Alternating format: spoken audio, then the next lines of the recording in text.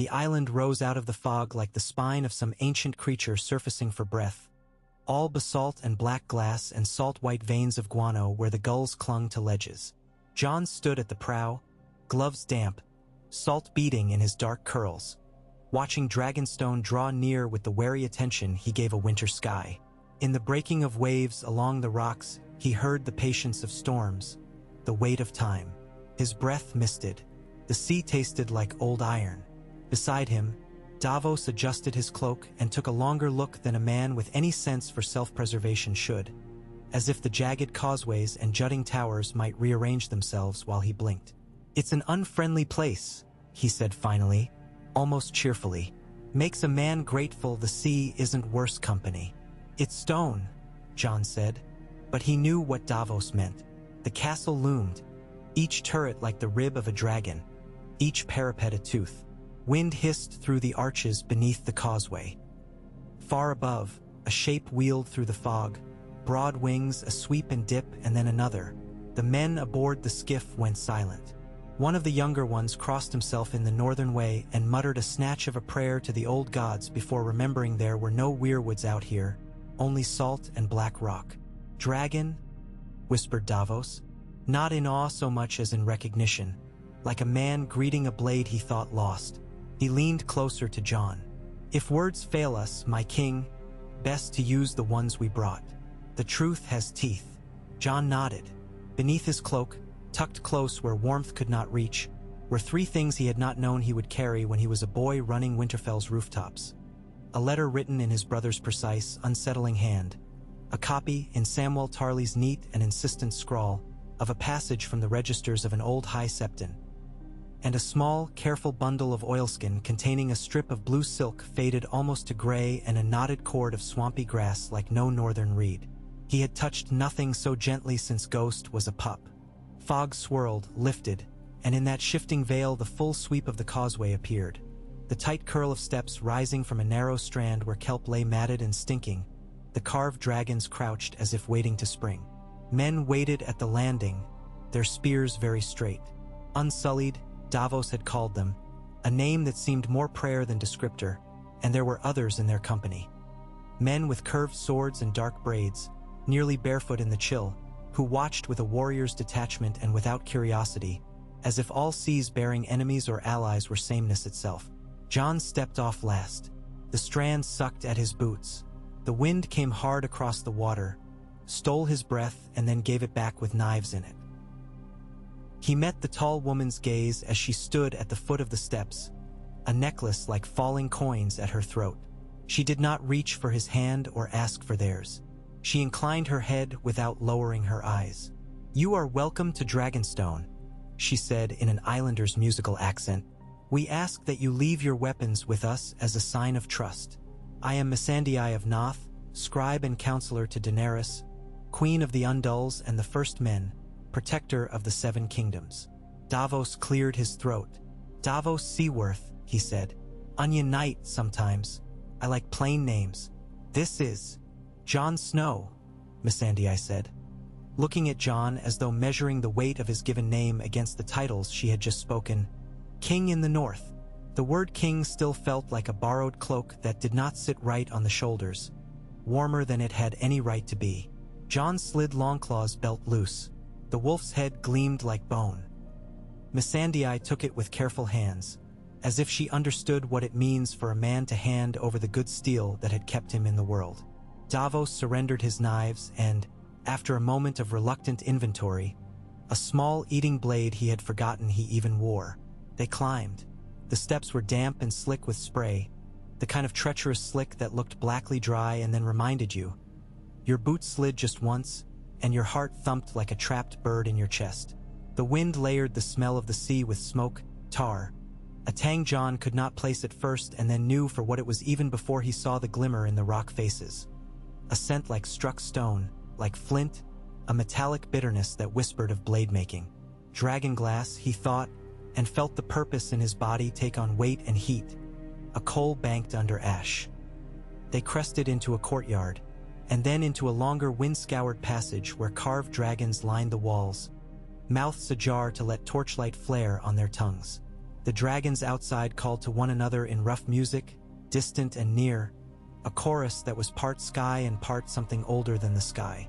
Men with the look of soldiers who had seen more cities than winters watched them pass. Tyrion Lannister waited at the end of the passage in what would have been a smile on another man and was something like a thin kindness on him. "Last time we spoke on a very different road," Tyrion said. "Fewer dragons, fewer titles, same wind." His eyes flicked to Davos with something like warmth. Two men who respected each other's accounting of the world. "Last time I drank your wine," Jon said. "I have cut down on wine." "There's water enough to keep a man sober here," Tyrion said. The smile shifted. "If it pleases you to be pleased, the Queen will receive you now. If not, she will receive you anyway." He gestured. "Before we go in, if you have any truths you want to tell that might offend, remember she prefers offense given openly to offense wrapped in niceties." Jon looked past Tyrion to the far doors, where two great hinges were wrought in the likeness of wings. He looked at the sea through a slit window, where a dragon passed like a storm cloud with a heartbeat. He looked down at his hands. They were not trembling. He had thought they would. "I mean to speak plainly," he said. "Good," Tyrion said softly. "Plainly is easier to forgive when it proves inconvenient." The throne room of Dragonstone was cave-dark with the light of a day that could not decide whether to burn off its fog. The floor was a map laid hastily by gods in the beginnings of anger. Ridges and swells of black stone, the glossy sheen of obsidian veins like frozen waves. At the far end, the throne rose from the rock itself, as if the island had been told to dream a seat for a conqueror and had done so without mercy. Dragons' heads curling along the armrests, the back a jagged silhouette against the pallid light from the high windows. Torches flared and guttered, fed by a wind that found cracks and made them living things. She sat with her hands light upon the armrests, the posture of someone who had learned not to hold too tightly to anything she meant to keep. Her hair was pale as sun-bleached bone, coiled back in a pattern more intricate the longer Jon looked, like the way ice flowers across a window pane and all the flowers lean toward one center point. Her face was calm. It knew how to be calm. Beside her stood a lean man Jon had seen in broadsheets pass through Winterfell's hall, a eunuch spymaster with eyes like coins turned on edge and balanced there, and a tall woman with hair pale as the queen's but the stance of a soldier. Missandei had taken her place a step below and a little to the right.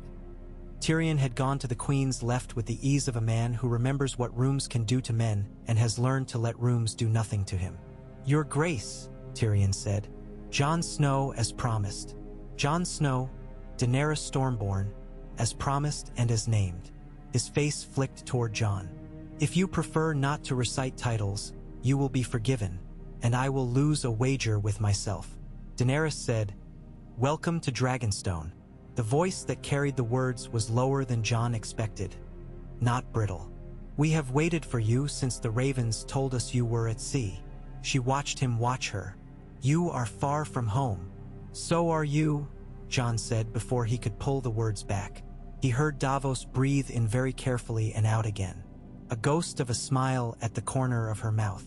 "I am nearer than I have ever been. Will you come nearer also, or would you like to shout from there?" He stepped forward, and Davos came with him, the two of them knitting their shadows on the obsidian like one longer shape. They stopped at a distance that would be polite if they knelt and rude if they did not. Dothraki stood like posted winds near the doors. The Unsullied were statues that breathed. Jon did not kneel. He did not lift his chin either. He let the truth of his stance be what it was. "Your Grace," he said, "I am Jon Snow.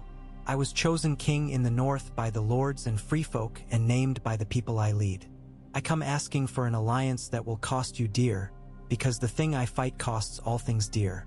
I do not come to make war on you, or on anyone who still knows what human eyes look like when fear has taken all speech away." Her gaze did not waver. "You do not bend the knee. I came to tell you a truth I cannot bend," Jon said, "and to ask for your help. I would ask for it kneeling if kneeling would make you hear, and standing if standing does." Davos's voice fit itself into the gap. "Your Grace, with the Queen's leave," he said. "I have seen dead men walk. I have seen men whose eyes froze and their heads turn and take up blades against their fathers. What he says sounds like madness. I would have thought it was madness, if not for the blood on my boots. You say this to say what? Tyrion asked gently. To say that the danger is not a tale, Davos said. And if it isn't, we'll need more than high walls and good soup. His mouth tugged sideways. We'll need what this island holds. Dragon glass. The kind of glass that cuts a lie clean. Daenerys listened with her head tilted slightly, like a hawk not yet certain whether the small thing beneath is a rabbit or a rat. Her fingers toyed with the carved dragon head at the end of the armrest. Dragon glass, she murmured, not to herself exactly. A fairy's blade in a child's story. There is more than fairy steel, Jon said. His hand moved, slow and unthreatening, and came up with a sealed bundle. He did not hold it high. He held it out like a man offering back something that belonged to the house where he stood. There is this, and when you read it and when you look at me after you read it, what you see may be different. If you have a place where your eyes can be your own, I would ask to show you there. Not surprise in her face. Something like curiosity crossing wariness. Two birds at the same time on one branch. She glanced at Tyrion, at Missandei, at the eunuch. She said nothing to them. She rose. In the council room, she said, follow me. The painted table lay like a low island itself in the chamber beyond. Dragonstone and the seas and shores of the known world carved in ancient pride. The candles were already lit.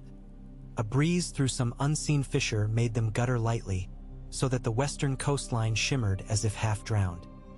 Daenerys dismissed all but Missandei with a glance and a word. The door closed with an echo like a cave settling. Now, she said. Jon untied the bundle. The wax had the impression of a leaf.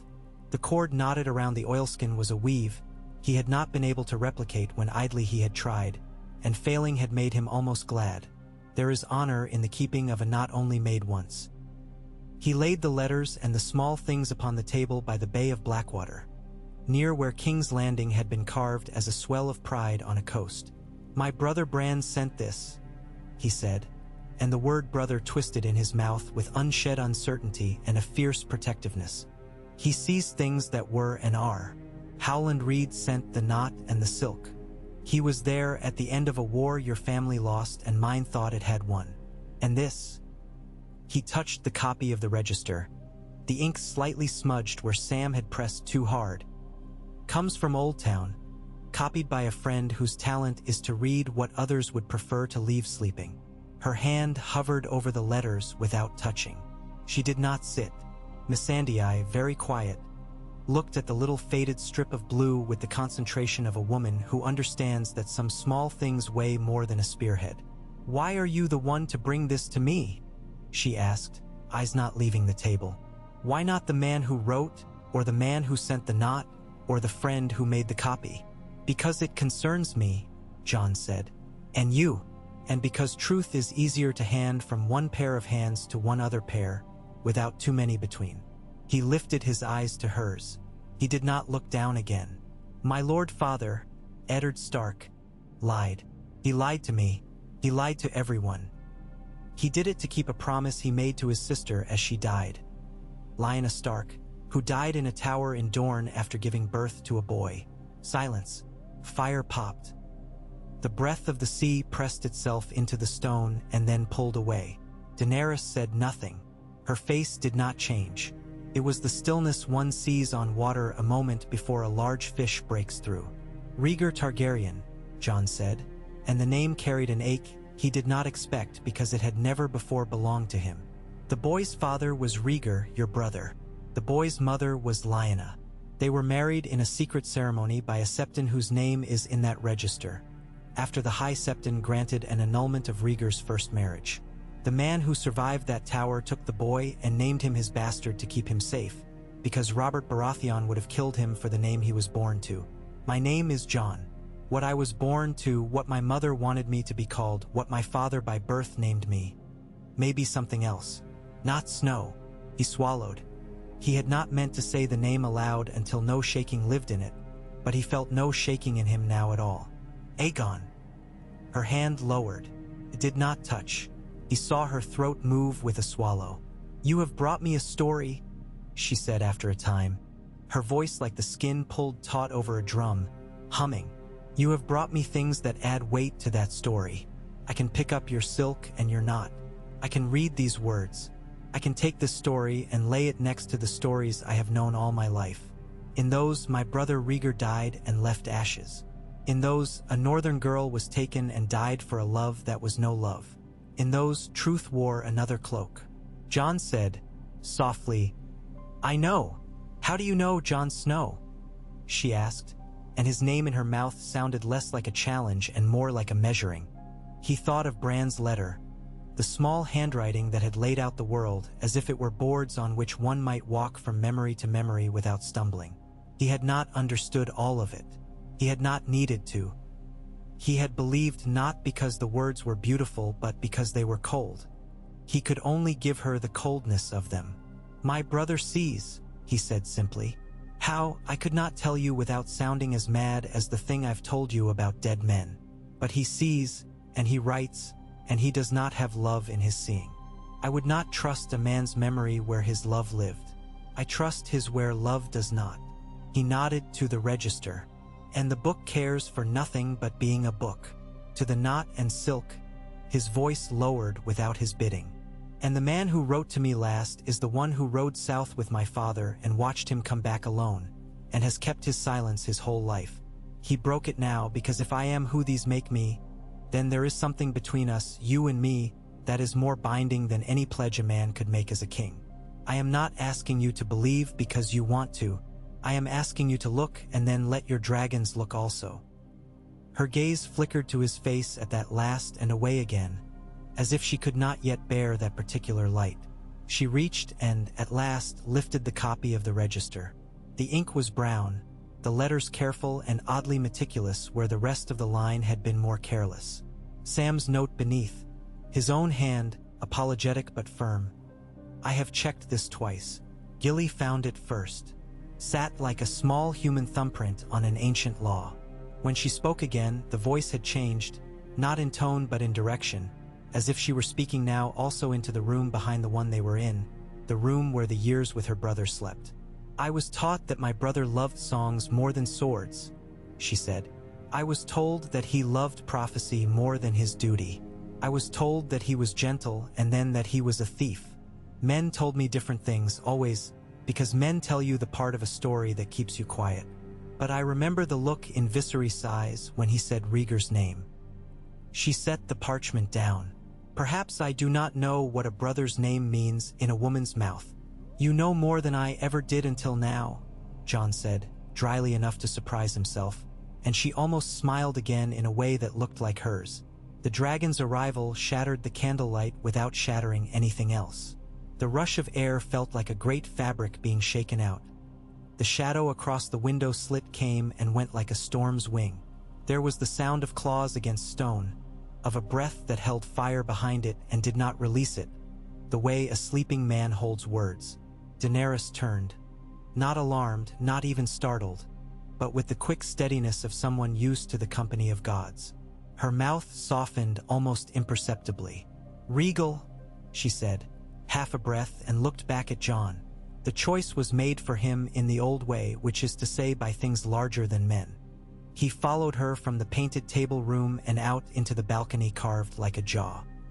The green dragon, greener than summer wheat where the light touched, the rest the color of old copper and tarnish, had settled with his head craned to fit the space. He did not look like a pet. He did not look like a weapon.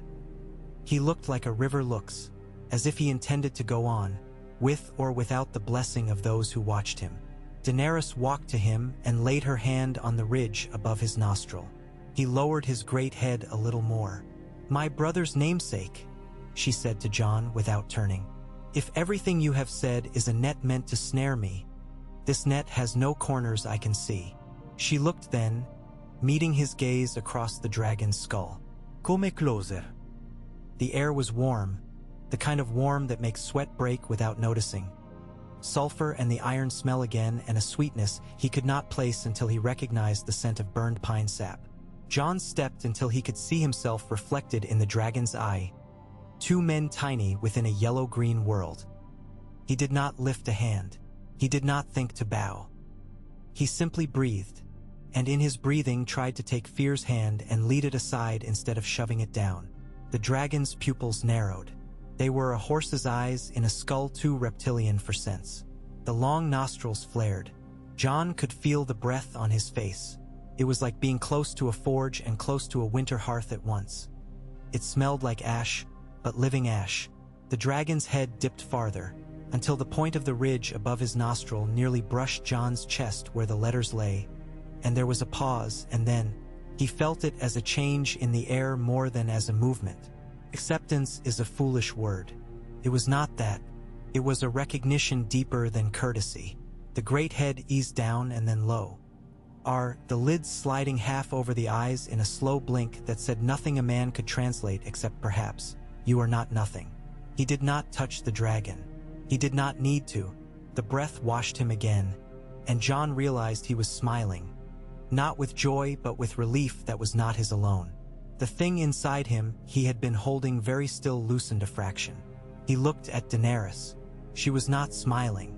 Her face had been taken away and replaced with another, one that had no court in it at all, only a woman watching the world rearrange itself. Missandei, behind her, had one hand at her throat, not in fear but at the physical recognition that a boundary had shifted.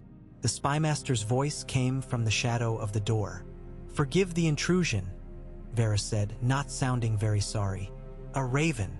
Tyrion took it from him with a sideways look that had in it both gratitude and warning. Slit the seal, read. When he glanced up, his face was every inch a Lannister's, unreadable as gold. "From the Citadel," he said, "a tardy echo of a thing we may already have learned. A certain register in Old Town, a meticulous fool of a high septon, a marriage, annulments and all." Varys's eyes went to the dragon and back very quickly.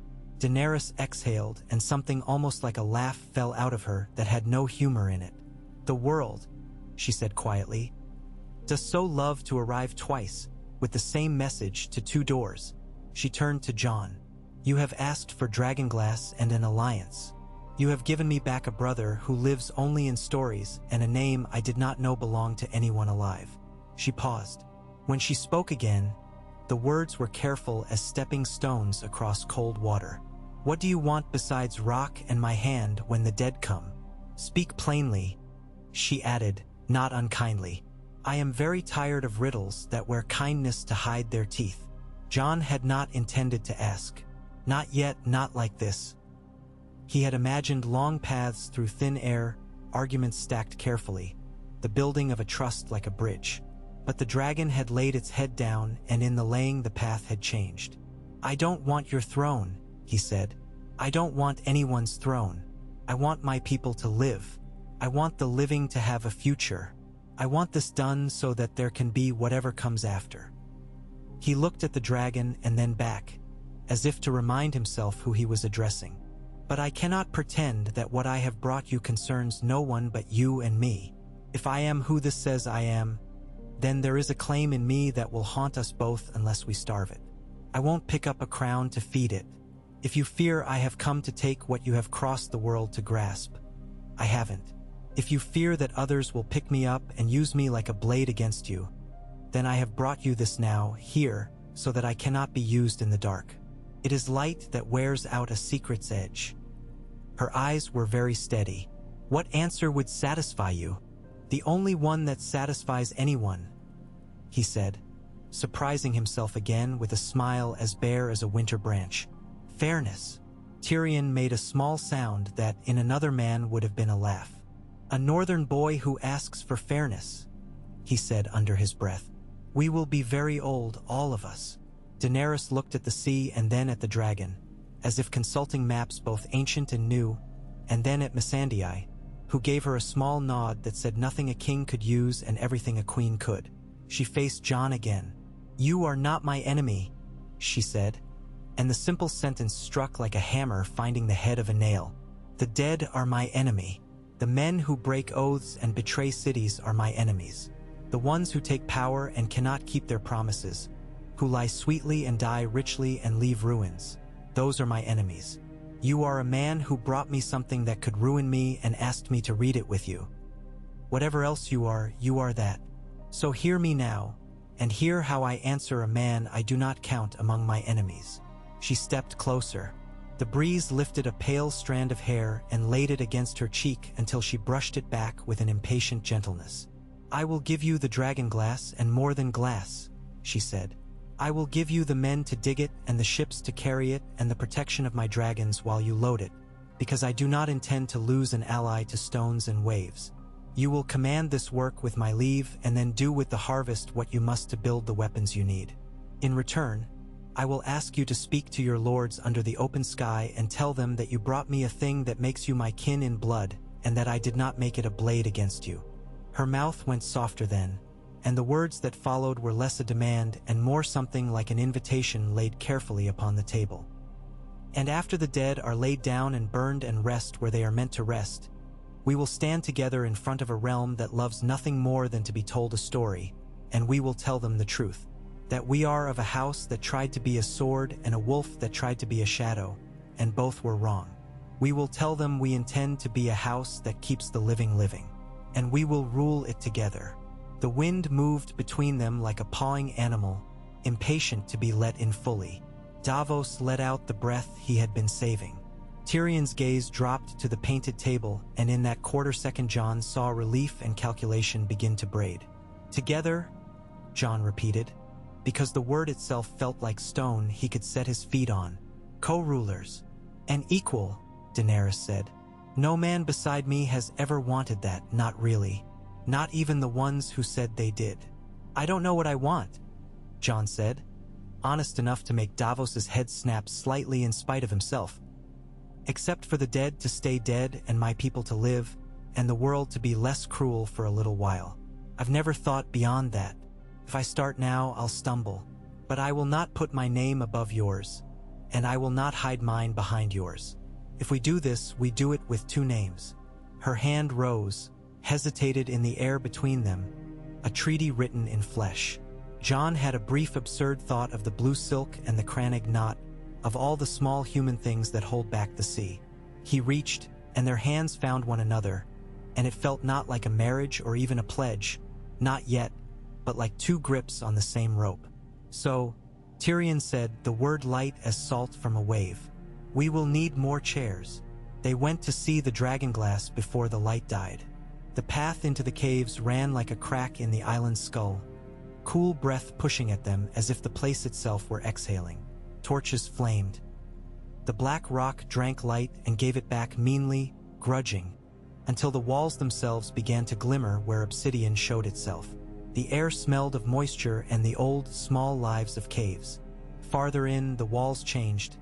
Smooth here, groove there, then, on one curve, a shape so clearly made by a human hand that even a blind man would have known the difference. A circle of figures, etched with a skill born of long patience. Men and something smaller, sharp-featured, with eyes big and almond-shaped, standing together with spears made of jagged stone. Across from them, figures with pale, blunt faces and empty eyes. "Children of the forest," Tyrion breathed, almost without meaning to.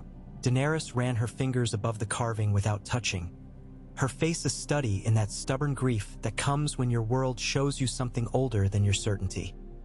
"They fought together," she said, and added, "to the rock, so that I could be surprised in a cave and feel like I'm living for the first time in weeks." Jon stood with the torch held high, and the flicker painted his face in squares of shadow and fire. "We don't have to love each other to fight the same enemy," he said.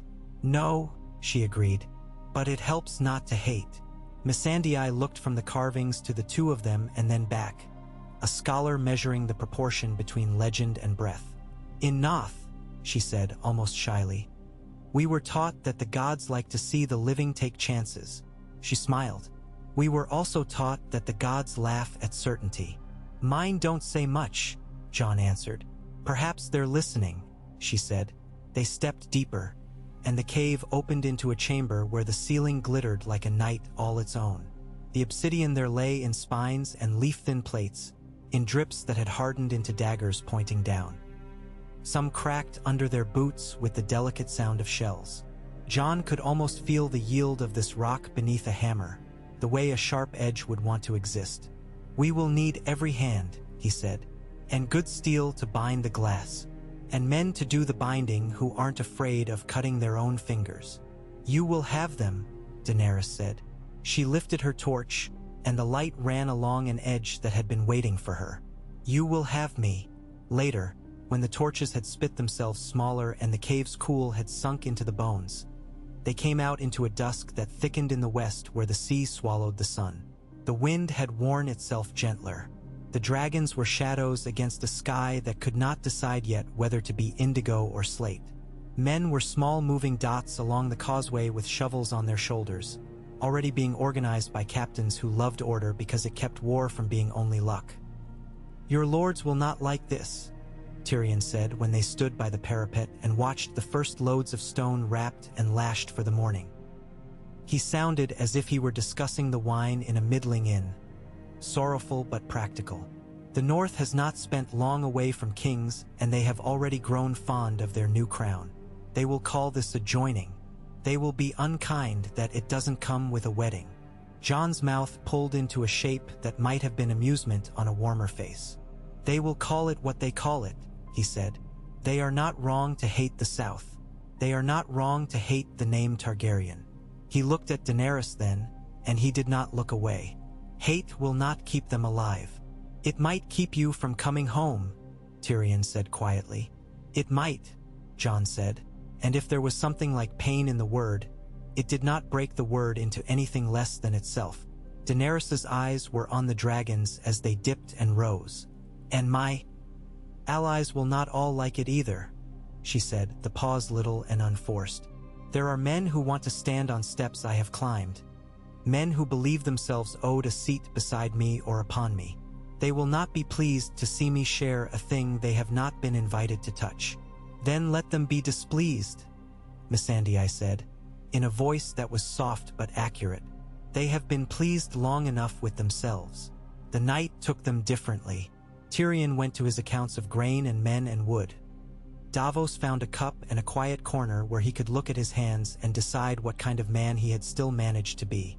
Varys disappeared in a manner that left behind the feeling of a door somewhere opening onto a corridor that did not exist a moment before. Missandei went to speak with captains in a language that made hard men relax their shoulders and say yes to more work than they wanted because a polite request is sometimes heavier than a barked order. Jon stood on the eastern wall where the wind came clean, and his thoughts moved like the tide, out to the past and into the present, back and forth until the rocks of him were wet and shining. He saw Winterfell, the steam rising off the hot springs where snow never settled. He saw a boy climbing a tower to see the world because he thought the world was an answer waiting. He saw a girl with red hair, and then a woman with red hair whose eyes had learned not to be surprised. He saw a quiet girl with a wolf's look who did not sit still much, and a boy whose eyes looked through you. He saw an old oath made to a tree. He saw a cold fire and the dead always the dead. He thought of Lyanna not as a character in a song for once, but as a young woman whose laughter some men had called wild and some had called lovely, and both might have been right. He thought of Rhaegar, a name that had been spoken like a curse and now brushed his skin like a shirt he wasn't sure fit. He thought of Ned. No title felt as right, and his careful, deliberate lie. "All the words we do not speak to the ones we love," he thought. "All the words we swallow and let chew at us instead." "Are you well?" Davos asked, coming up silent as a man who has learned to move more carefully than he once did. "As a man can be," Jon said, "who has told a queen he might be a king and asked her not to care." Davos grunted. Famous last words in any age. Jon huffed something like a laugh. He tilted his head back and looked up. Regal cut a curve across a scatter of stars. For a breath, Jon could not tell whether the dragon's wing had blotted the constellation or whether the star had fallen. He blinked. The world righted. Snow on the wind, he thought absurdly, and then laughed at himself because there was no snow and that was the point of everything. When he turned, Daenerys stood there with the night behind her. She wore no crown. The wind lifted the corner of her cloak and then let it fall. You said fairness? She said without preface, as if they had walked away from the word and left it somewhere and now come back to find it waiting. What does fairness look like to you, Jon Snow? He searched for the answer like he searched for a safe place to set his foot on a broken path. It looks like telling the truth when it is ugly, he said finally. It looks like not hiding from a thing because looking makes you small. It looks like sharing a burden so that it doesn't break you, and if it breaks you anyway, it breaks you in a way that lets someone else stand on the pieces and reach higher. He paused, because the next words were ones he had not meant to say and found he needed to. It looks like not having to be alone in a room when a decision comes. She leaned beside him against the stone. For a time they both looked where the dragons had gone. Once, she said, I thought being alone in the room meant I was strong. Sometimes it does. Sometimes it means everyone else has left you. The words were matter of fact. They could have been bitter. They were not. I do not mind to be strong, but I would mind to be alone much longer. You aren't, he said, and did not know until he said it whether he meant himself or all the lives he had seen carving the walls in the cave. He meant both. He felt something ease in her shoulders that was not surrender and was not rest, exactly, but was the abolition of a readiness to fight one more unnecessary blow. I will send ravens to the Reach and to Dorne, she said then, turning work into the bridge between feelings as rulers do.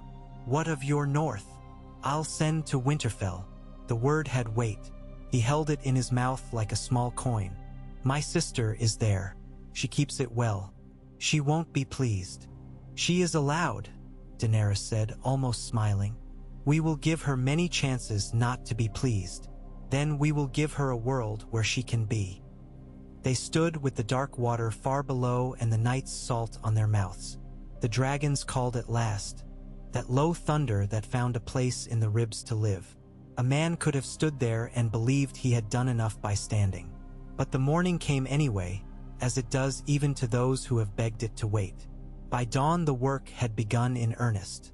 Men swarmed along the cliffs like ants, and the clink of metal on stone made a nervous music. Captains set crews. Missandei wrote out orders and had them copied by boys with fast hands. Davos taught a ship's trick for loading more without breaking the men or the ropes, the way to coil a line so that it ran out with manners.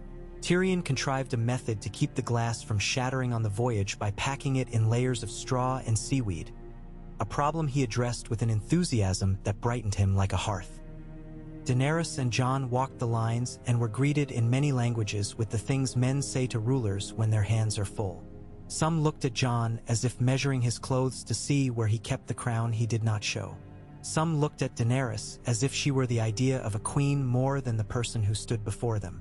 Many looked at both, then at the sky where a dragon might be, and then back at their work because work is a language even gods understand. They went to the beach when the light was thin with morning and the tide had sucked itself below the rocks to expose the low black sand. The smell of kelp was sweet and rotting. A shoal of fish flashed silver far out, and gulls turned themselves into white confetti above it before settling serious again. The water lapped at Jon's boots and then retreated, not quite touching, like a dog that wanted to know a stranger and had not made up its mind. I was born on a storm, Daenerys said, looking at the water. Or so I have been told. I remember none of it. I remember other storms. I remember the feel of a new city in my bones. I remember a door opening when I had believed there were no doors left. I do not remember home. It is a word I have had to borrow. It sits lightly on the tongue and heavily everywhere else. Winterfell is stone and steam and bones, Jon said. It is the sound of hammers and the smell of baked bread and the place where your feet know exactly how far they are from a fire without looking. It is also where people died because other people wanted something. Home is work, a chore that pays you in being forgiven for doing it. She turned to him, amusement and something warmer moving through her. You make poetry like a man who thinks he hates it, she said. I don't, he said, and to his own small surprise, did not add I think. But I've heard songs and known they were lying.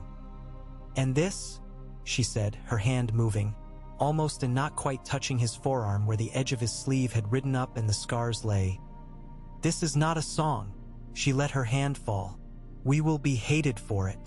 We will be accused of theft, of falsehood, of ambition dressed up like a vow. They will say we make a mockery of their stories. We will be a story, Jon said, looking at the line where sea met sky as if he could find the end stitched there.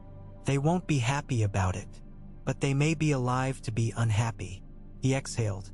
I'll accept their anger if it keeps their children breathing. Then it is settled, she said, as one might say the tide has turned. She held his gaze. When the dead are defeated, we tell them the truth and we rule together. Until then, we act as if they already know it. No games. No pretending. No waiting to admit that we share this. He felt the shape of the thing grow clear in him and then in the world, the way a drawing becomes a doorway when the last line is laid. 2 thrones, he said, and 1 table between them, or 1 throne built for 2 stubborn fools who sit in shifts, she said. The smile that took her then was not the smile of a queen. It was a woman's smile, private, startled by joy and wary of it. I will have a chair made for you in the council chamber beside mine. I will have a banner stitched with a wolf that has learned not to fear dragons' wings. And I will have a raven's perch set in the Winterfell Great Hall just in case dragons forget where home is. He said, dry again, and she laughed this time, and the sound threaded itself into the morning and made tea warmer by a degree a man could feel but not measure. They stood until the tide touched their boots and then politely asked them to move. They turned together and climbed back toward the day's work, toward charts and lists and the dull glory of logistics, toward ravens that had to be sent and men who needed to be told what they already knew so that they would stop pretending they did not. Above them, the dragons wheeled in a pattern that might have been meaningless and might have been a dance only dragons understand. Far to the north, a girl with red hair and a woman's eyes would unfold a letter and find in it words that made the fire in her hall burn higher for no reason the wood could tell. A boy in a chair by a window would close his eyes and watch fires that had not yet been lit. A woman with a face like armored silk in a city by a river would lift her cup and wonder why the wine tasted like flint. But here, on this black island that had stood for thousands of years without caring, 2 people agreed to take a future in their hands. Work swelled up and carried them for hours. When it ebbed again, Jon found himself once more at the painted table, his palm on the stone where the north lay. It was cool. It always would be. He traced the line of the wall and felt his throat tighten. Daenerys arrived quietly, Missandei with her and then gone at a nod, leaving them with candles and the low sound of wings in the distance like the sea's memory of itself. You never held a scepter, she said, near the part of the map where the trident forked. Did you ever want to? No, he said. I wanted food and fairness and a fire. He paused. I wanted to be seen. She considered that and then said, as if answering herself, I wanted to be more than a promise made to me by a man who used my fear as his coin. The candlelight took her face and made it look older for a heartbeat, then younger. I want to be a promise I make to myself and keep. And to others, he said. And to others, she agreed, almost and not quite smiling again. You will have to tell your sister. I will have to tell my friends. Shall we race to see who keeps theirs? She will remind me of everything that was done to our people by yours, he said slowly. She will not be wrong, but she will listen. She has learned how to store anger like a good harvest, dry and safe, to be used when needed, not thrown rot into the first meal. And mine will remind me of everything they helped me become without asking what I wanted to become, Daenerys said. They will not be wrong either. She lifted her chin. But they are mine because I chose them, not the other way around. What will you say to the ones who loved you because they thought you would never share your chair? Jon asked. The same thing I will say to myself when it is midnight and I wonder if I am breaking some old, grand rule I don't remember agreeing to, she said. That a chair is wood and a throne is stories, and both are worth less than a child's breath. Wind came. The flames leaned. On the table, the little wooden model of a ship, carved by some long-dead lord who needed to point at it while shouting, ticked where a draft moved it. Jon reached and steadied the toy with one finger. Do you think your dragons know? He asked, half to break the gravity in the room and half because he could not help wanting the answer. They know everything that matters to them and nothing that doesn't, she said. They know hunger and sky and my hand. Today they knew you. The words were simple. They carried a solemnity she did not paint upon them and could not have removed if she tried. I will write to Winterfell, he said. You will write to the Reach.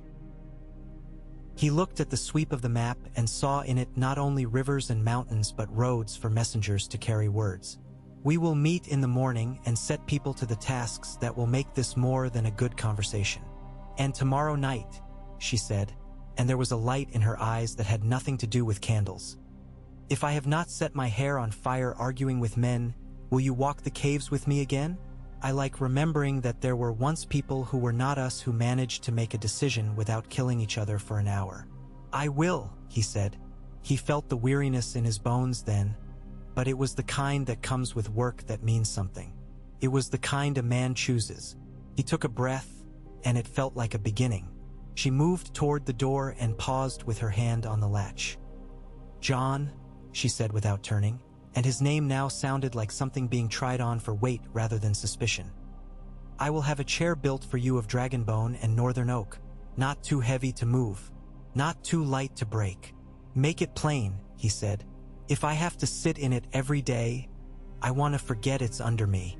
That, she said with a smile he half heard, is what all rulers say before their chairs break or their backs ache. She opened the door. Sleep is a mercy. Take it while you can. When she was gone, John stood a while longer with his hand on the north and the sound of wings like the far thunder of hooves across a plain long left to grass. He looked down at the letters, at the little faded blue silk that had somehow held light. He did not pray. He did not need to. He wrapped them again and put them back beneath his cloak where men and wind could not touch them. The night took Dragonstone into itself. Far out at sea, where the waves were thicker and the dark heavier, something vast moved and was not seen. On the island, men slept and some dreamed of dragons, and some dreamed of fields that had never known a dragon's shadow, and some did not dream at all.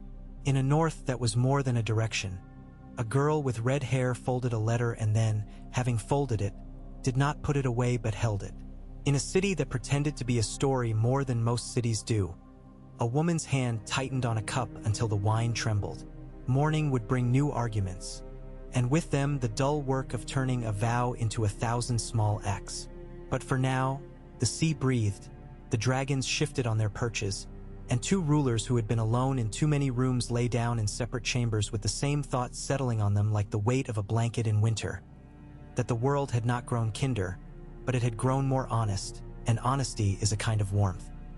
And somewhere, between stone and sky, a dragon whose name commemorated a man who had once been only a story to both of them closed his eyes.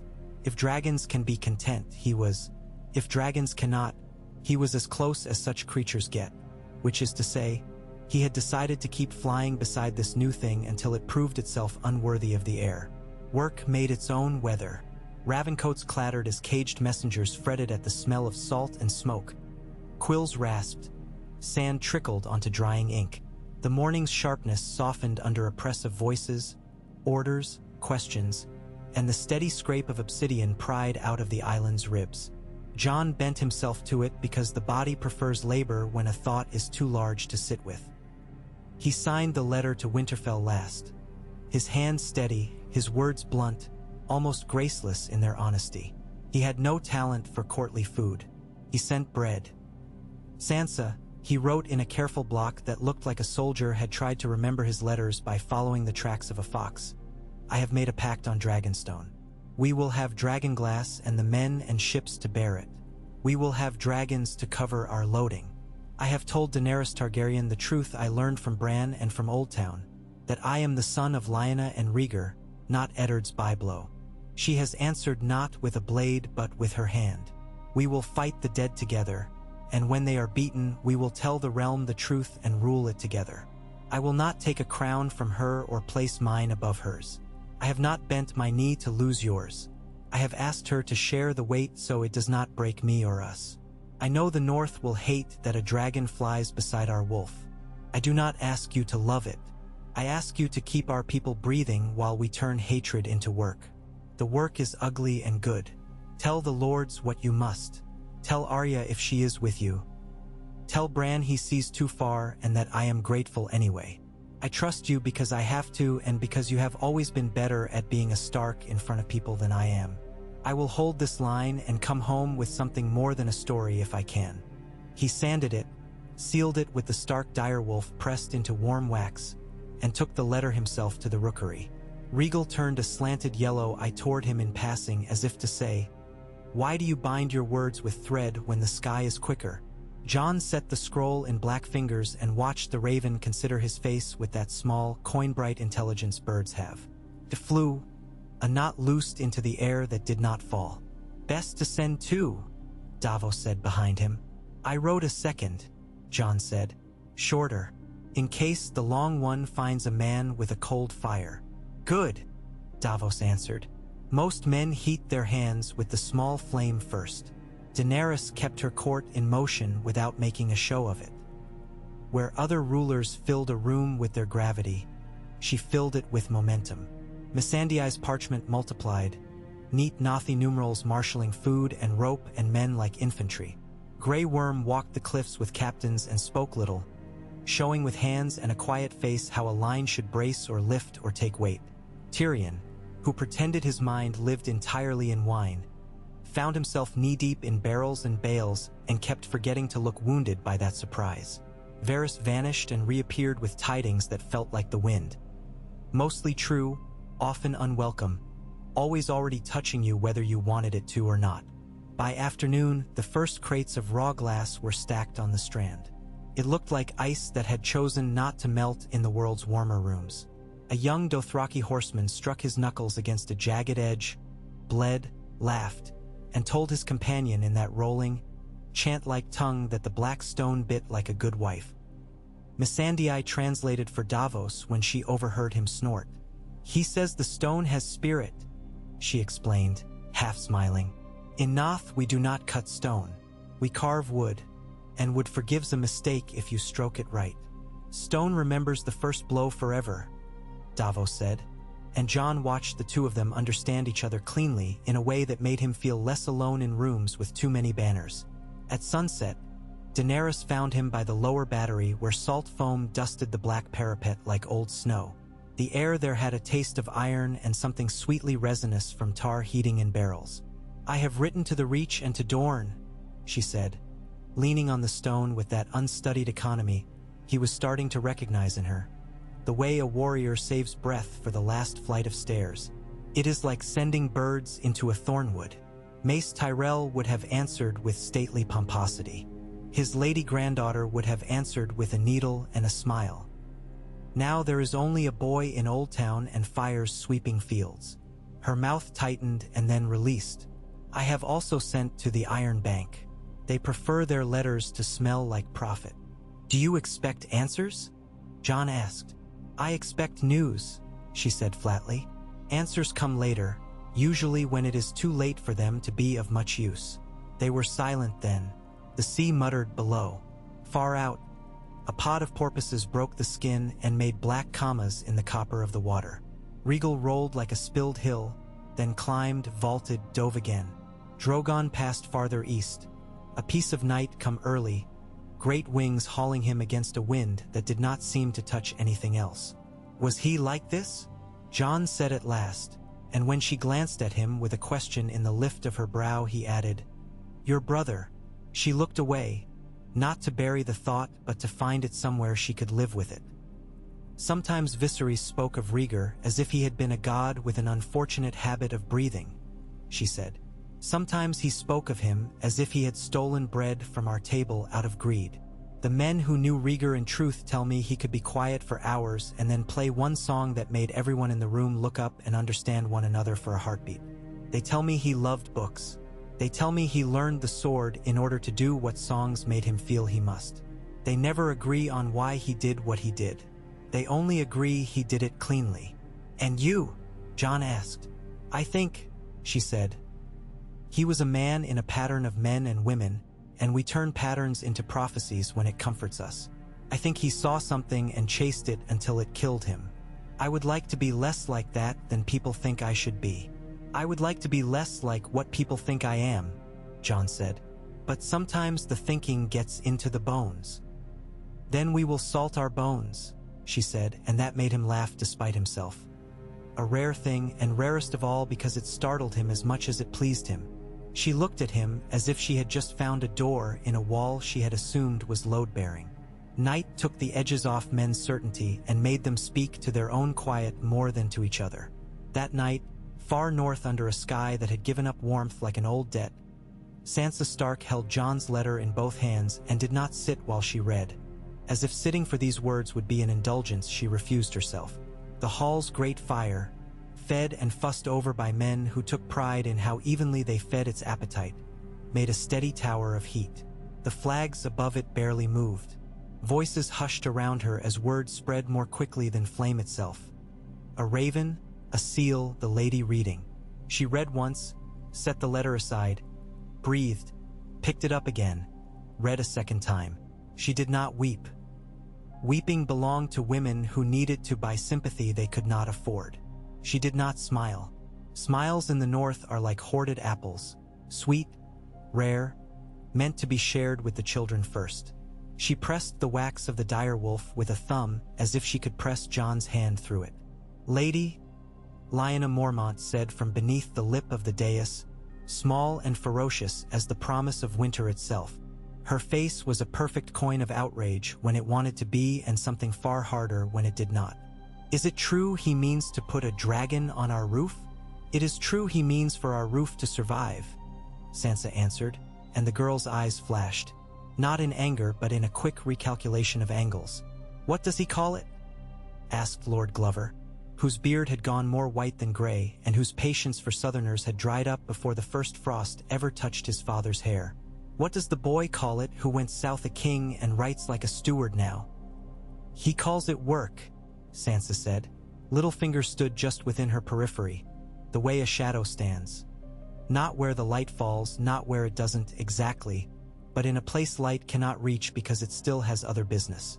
Work can be another name for surrender, he murmured in a tone meant to be confided and overheard in equal measure.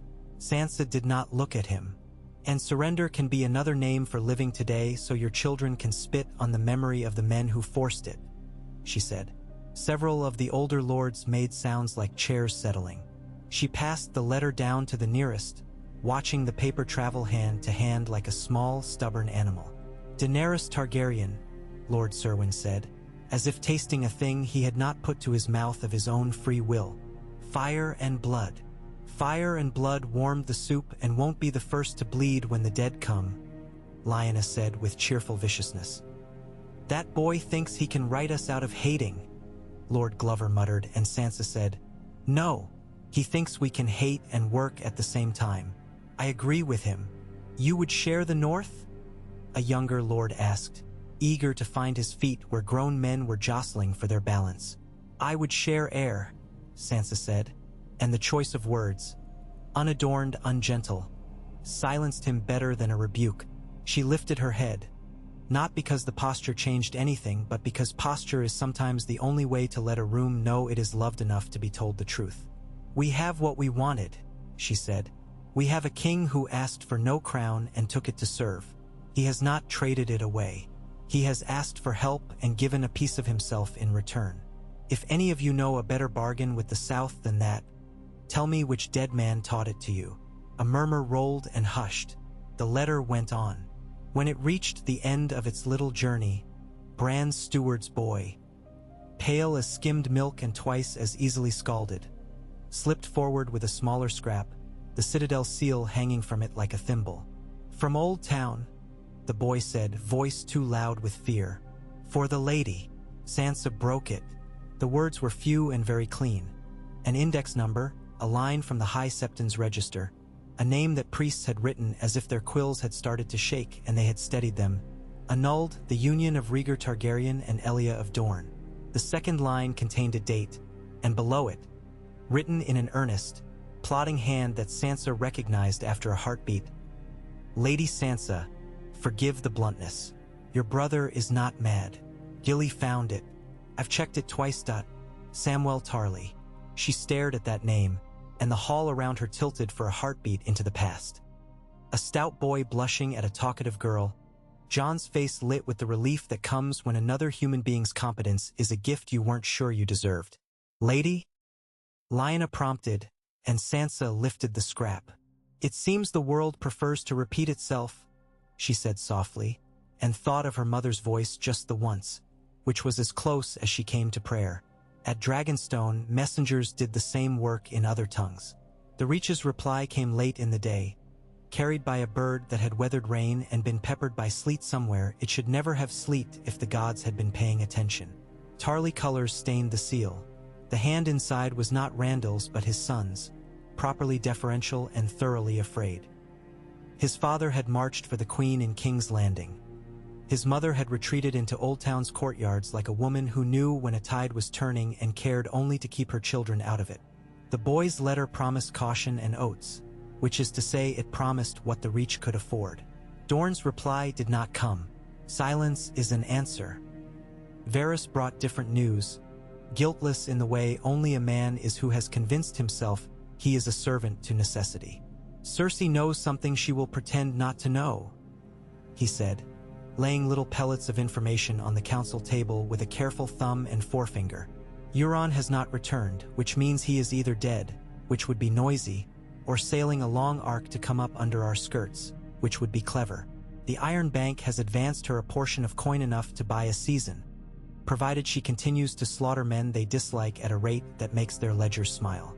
The city eats fewer rats than last winter, but more than makes a story anyone would sing about." "Will she meet?" Tyrion asked, not because he needed the answer but because asking aloud changes a room. "She will say she will not," Varys said. "Until she has a reason she can call wisdom to mask her fear." His eyes noticed the second sea. Hair beside Daenerys's and flicked away from it with the elegance of a man who could have kept a secret safe in a city of open windows. Grey Worm, whose voice could be an instrument of extraordinary tenderness or of blunt iron when it needed to be, surprised them all by saying, "If the Lannister Queen will not meet, we will show her what she must meet." His gaze moved not to the dragons but to the crates of obsidian stacked along the wall, to the lists of men and rope and saws. "We carve spears such that one spear is as like to another as one rein to another.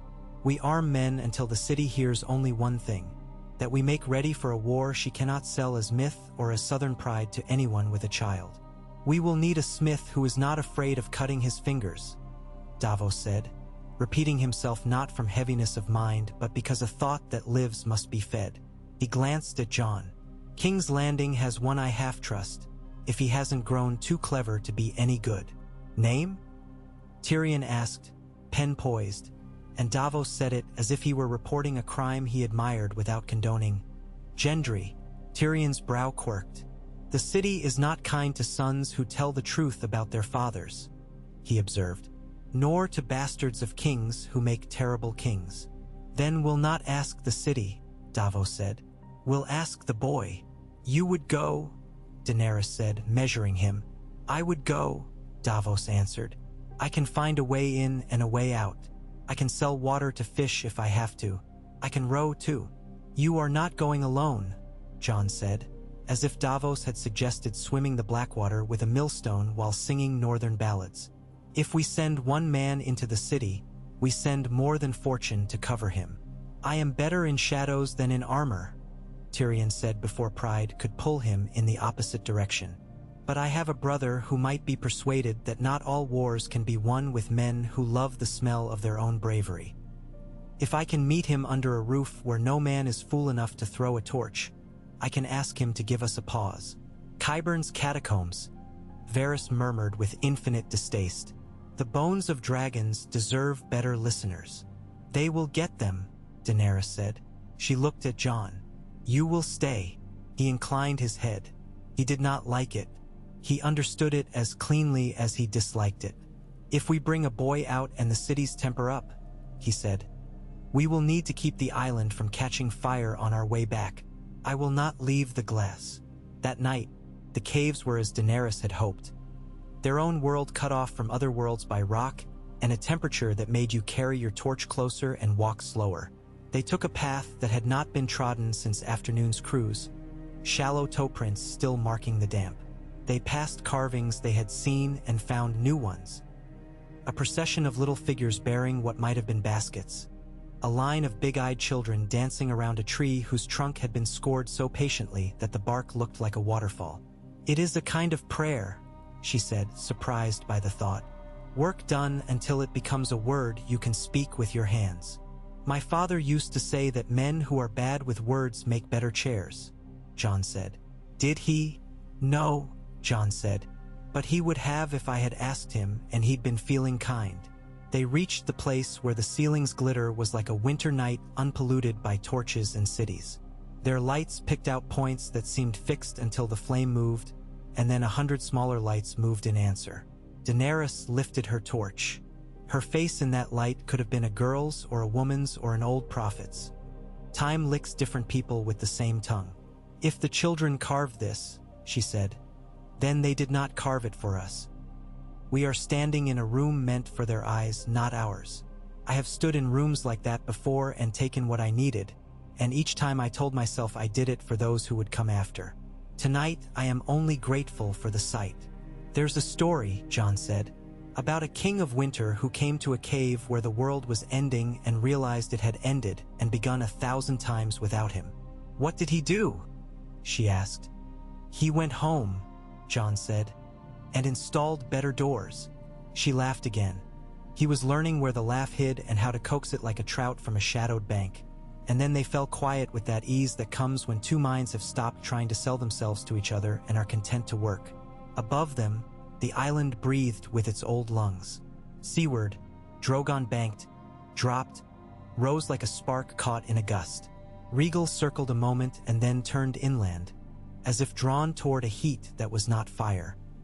Viserion tracked him, curious, the way brothers sometimes follow without admitting they are following. Before dawn, Jorah Mormont arrived like a man who had not expected to touch this shore again with his living feet and was embarrassed by how much he wanted to. The scars the grayscale had left were silver and tight at his wrist where he kept remembering not to scratch. He knelt before Daenerys and did not dare look above her waist until she said his name and then his father's and then bid him stand. His eyes found Jon's a heartbeat later and flicked away with the complicated pain of a man who had served the North's memory long enough to blister at a Stark-shaped silhouette. "We will need all our bears," Daenerys said to him later, a small mischievousness skating under the words when Missandei wondered aloud how the island had room for so many Northerners. Jorah bowed over the joke like a man given a cloak as he came out into snow. Tyrion and Davos left at noon on a dull, sturdy boat that had carried salt fish for 20 years and pretended never to have seen a prince. They went with a handful of men who were better at not being noticed than being obeyed. The sea was kind to them because it did not care about them. It swelled and rolled them south through a night that smelled of kelp and smoke and a day that passed without incident in the manner of days that are not kind exactly but refuse to do harm. King's Landing received them the way a fever receives a cool cloth, with greed that had nothing to do with love. Davos let the smell of the city come to him slowly. Shit, tar, stale fish, honey cakes, wine gone sour in a cask, blood where someone had made a point to someone else's face at dawn. He moved easily because he had learned to move on streets like these before the salt had turned his beard. Tyrion moved easily because kings and beggars alike made way for a Lannister who looked like a man who might suddenly remember your name and how you had spelled it wrong once. They found Gendry in a bell-muffled little forge down by the Street of Steel, where only men who needed a thing would go in the heat. He had grown into his shoulders and his hands, which is to say he had grown into the work and the work had obliged. There was a look about his eyes Davos recognized. The quiet of someone who had decided to get on with living without waiting for his father to come save him from it. "Thought you might still be swinging," Davos said, leaning in the door like a memory crossing a threshold. Gendry looked up, blinked into smoke, and recognized him faster than Davos expected. "I've learned to hit what I'm aiming at," he said. Then he saw Tyrion, and the curve of his mouth flattened by habit into a line that asked nothing and waited to be asked. "You've brought a dwarf," he added without malice. "I've brought a chance," Davos said. "We need a smith good at making sharp things out of rock." The pay is food and the sky and the chance to not be burned to bone by the first breath of winter. Also, the company is less likely to sell you than most in this city. Who is the rock for? Gendry asked, but he should not have bothered. The answer flew across the city in a shadow with wings. Dragonglass, Tyrion said. And dragons. Dragons don't need glass, Gendry answered. And at that Davos grinned. He liked a boy whose head stayed on its block. Men do, Davos said. Against things that can kill dragons. That last was a little cruel perhaps. But truth often is. Gendry looked at his hammer at the city at Davos. He wiped his hands on a rag that had been 2 rags before it became this one. When? He asked. Now, Davos said, because he had learned to say it before a man started to build a wall of reasons out of 100 little stones that were each perfectly sensible. Gendry took his hammer without asking whether he should take it, which told Davos he would do.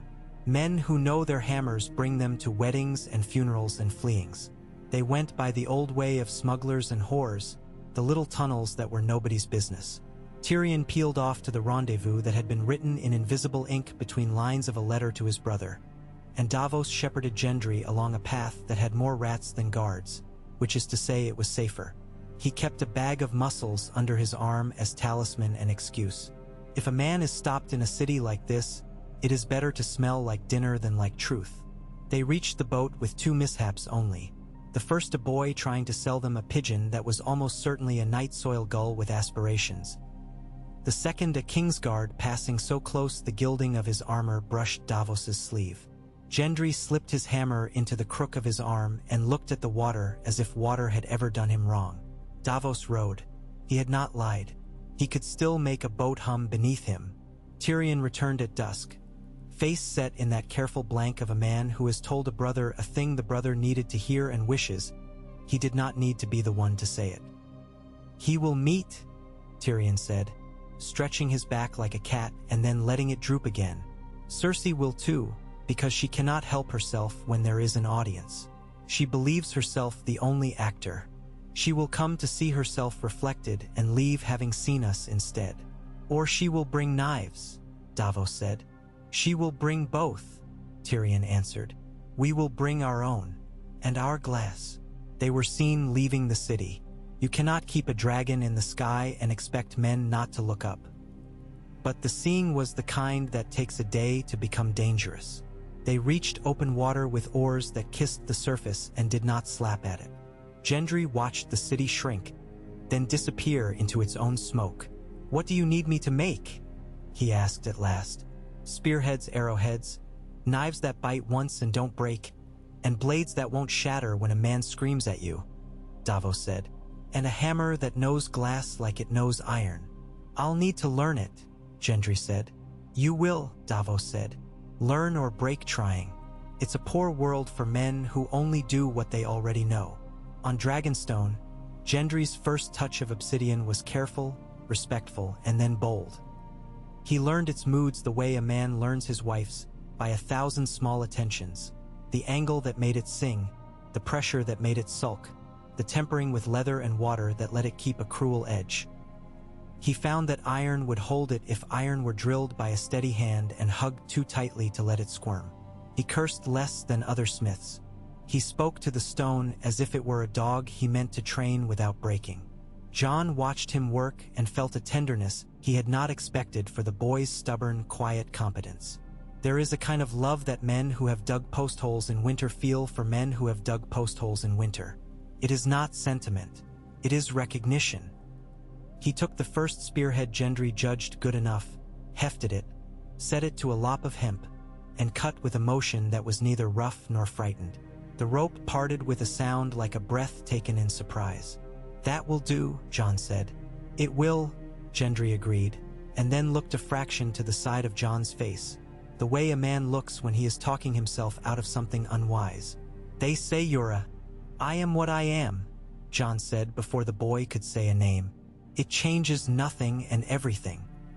Gendry accepted that with the grace of men who find the world too big to argue with unless there's coin in it. Robert said your father's name like he was chewing gristle and wouldn't spit, he said. He said Rhaegar with his hands. I don't know what that means, but I saw it and I remember. I think I know, Jon said, and left it there because some things need time and some need quiet and some need to be set down between men like a tool that will be picked up later by the one who needs it. Ravens carried more letters, more rumors. From Old Town, a missive arrived under Tycho Nestoris's neat economy of hand. The Iron Bank would honor contracts at favorable rates for enterprises that mitigated existential risk. Missandei laughed helplessly over existential risk, then translated it soberly for Jon while Daenerys read over her shoulder. The bank would lend to those who promised to keep the world from ending because dead men are poor customers. Tyrion found that reassurance ill-fitted to the heart and perfectly fitted to the uses of bread. From Winterfell came Sansa's answer, longer than Jon's, more beautifully written, as if she had decided to use the grace he did not. She accepted the pact because the North preferred breathing to bragging, she wrote, and because he had told her the truth before it could be thrown at her in a hall by a man who wanted to see her fall. She would keep the lords tight enough to hold heat and loose enough to let steam out without breaking the pot. Bran sent a smaller scrap in a hand that looked like snow blown from a bough. We are all where we must be. The Night King is moving east of Last Hearth. He does not hurry. He never needs to. Arya's name was not on any letter. If she read it, she did not sign. News of the partnership went ahead of the ravens like a smell. In King's Landing, Cersei held a cup and smiled the way a cat smiles at its own reflection in a clean blade. "A wolf that wants to be a dragon," she said to Qyburn, who had brought her the rumor arranged on a silver tray. "Or a dragon that wants to be petted by wolves. Either way, it thinks itself clever." "Clever and honest sometimes look the same from a distance," Qyburn murmured, watching the vines across the floor as if they were small, interesting snakes. "Honesty is a dangerous fashion. Honesty scalds the tongue and then men grow used to the heat," Cersei said. "We will not let them." She turned to Jaime, who had never learned the trick of making his eyes say nothing. "They will want a truce. They will bring us proof. They will bring us a boy with a hammer and a dwarf with a message and peasant war stories of men who do not die when you tell them to. We will nod and bring knives and find the place where their honesty is soft." "Softness is not what I saw when last we met Daenerys Targaryen," Jaime said, and the faintest, saddest little smile ghosted his mouth when he remembered the smell of burning train wagons and the feeling of his horse panicking under him because the sky had turned into a throat-spitting fire. "She will not kneel. She will bend," Cersei said. "They always bend. The trick is to make them believe they are bending to their own reflection." She gestured and Qyburn bowed, and somewhere in the city a boy with clever hands was told to listen at doors he had not yet found. The day they set the second chair in the council chamber, Daenerys stood and watched the carpenters shift it until it made sense among the room's angles. It was plain as Jon had asked. Northern oak rubbed with oil until it looked like a winter river at dusk. A single line of inlay ran along the arm, barely visible. A wolf not afraid of a wing's shadow. The chair sat at the left of her own, close enough to share a map and not be mistaken for a subordinate's. When Jon came in, he took in that distance with a glance he didn't intend to be soft and couldn't help. He sat. The weight changed the room, not because he was heavy, but because two bodies alter a balance more surely than one. "We have a meeting to prepare for," Tyrion said, as if that was all, and perhaps to him it was. "Cersei will come with too many guards and not enough patience. She will expect to be entertained. We will give her information instead. She hates information that requires her to act. We show her the glass," Jon said. "We show her the spears and the arrows and the faces of men who have seen what we fight. And we show her nothing of our own hunger," Daenerys added. "Hungry people do foolish things. We will eat before we go." That, too, was a kind of strategy.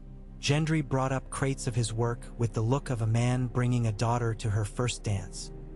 Proud, terrified, resigned. Grey Worm selected 3 spearheads from 3 different crates, weighed them as if weighing a butcher's cut, then nodded once and said, "These will kill." "That is the idea," Tyrion said. Varys, who could never resist adding a layer of silk to any plan, had arranged for a small cadre of witnesses who were owed favors enough to report facts even when embellishment would fetch coin. A septon with a conscience and a scar where a ring had once sat. A fishwife with arms like hawsers and a memory like a ledger. A mason with no love for Lannisters and no love for dragons either, which made his testimony more valuable. Men believe truth more readily when it does not flatter their hopes, Varys said. They sailed in daylight because skulking would have made them look like thieves in their own story. Drogon shadowed them high and wide. Rhaegal kept a flank and occasionally dropped low enough for the sound of his wings to put a crease in the water that rocked the boat. Viserion hunted farther out, pale as a prayer that has been used too often. On the far bank of the Blackwater, they made their little procession seem larger by spacing and silence. Jon at Daenerys' side, Davos a step behind and to the right like an old conscience, Tyrion to the left with a face he wore like a mask made years ago, Jorah at Daenerys' shoulder with his hand close to a sword he did not want to draw, Missandei holding a parchment in case words were needed and none could be found. Grey Worm remained with the boats and the men, because strength is sometimes best expressed in a thing that does not move and does not need to. Cersei made an entrance, because she could not breathe without turning the act into theater.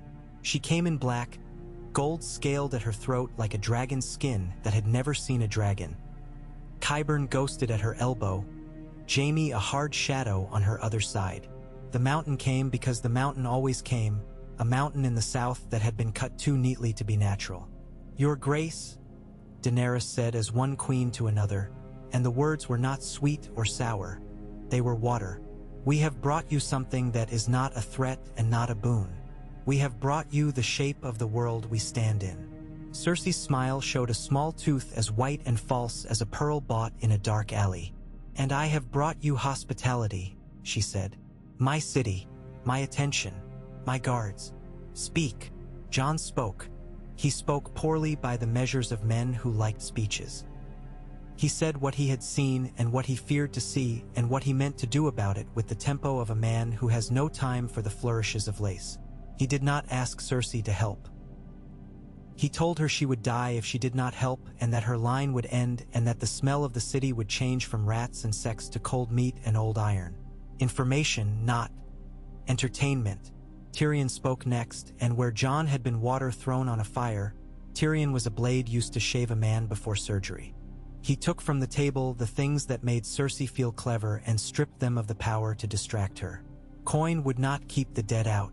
Fear would not discipline them. Loyalty was meaningless to a thing that did not remember its name. The only currency left in the world was time, and there was less of it each day. Daenerys did not speak until the end, and when she did, her voice was very low. "I have crossed the world to break wheels," she said. "I find myself asked to mend one first. I will do it. I ask nothing of you that you do not owe your own son. Give me your swords for a season, or give me your silence. I will have one or the other." Cersei's eyes were very bright. "You will have a promise," she said, "and then you will have a knife." She did not say it aloud, but her face spoke it in a language older than women and men. The demonstration was crude and therefore effective. Grey Worm had brought a cage with a thing in it that ought not to have moved and did. It had been taken at great cost from the far north where Eastwatch's men had learned that death had a bureaucracy of its own.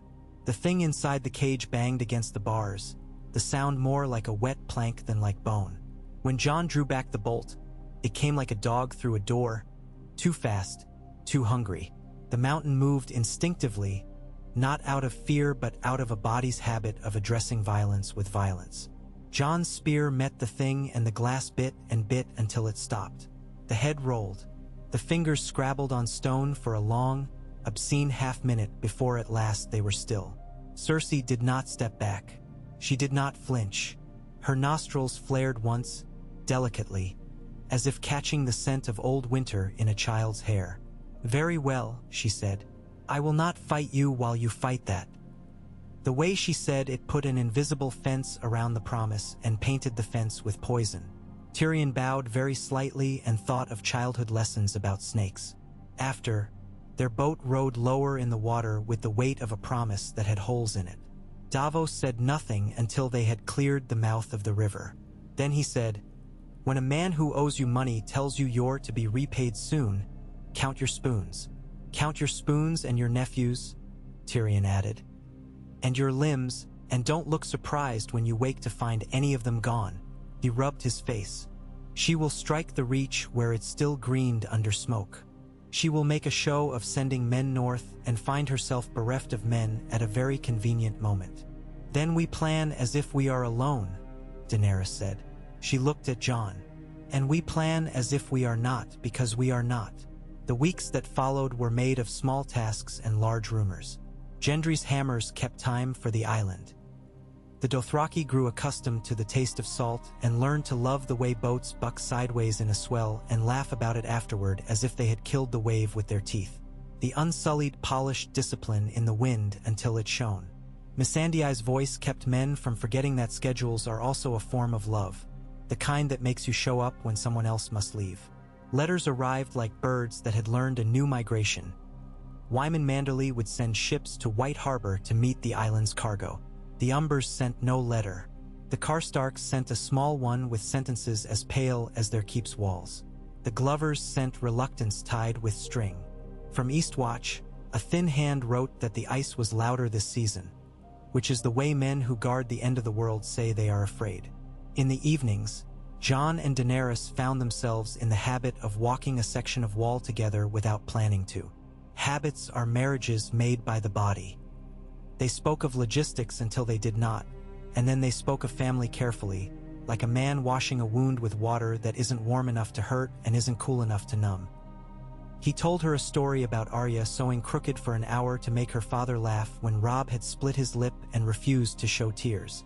She told him a story about a woman in Meereen who had set her house alight because her child had died of fever and she had wanted the city to smell her grief until it couldn't breathe. He told her about how Ghost would not sleep inside when it stormed. She told him that Drogon had broken a wing bone killing a great bull in an eastern plain and had held it tight to his body and flown anyway, reteaching the bone to be a wing as he went.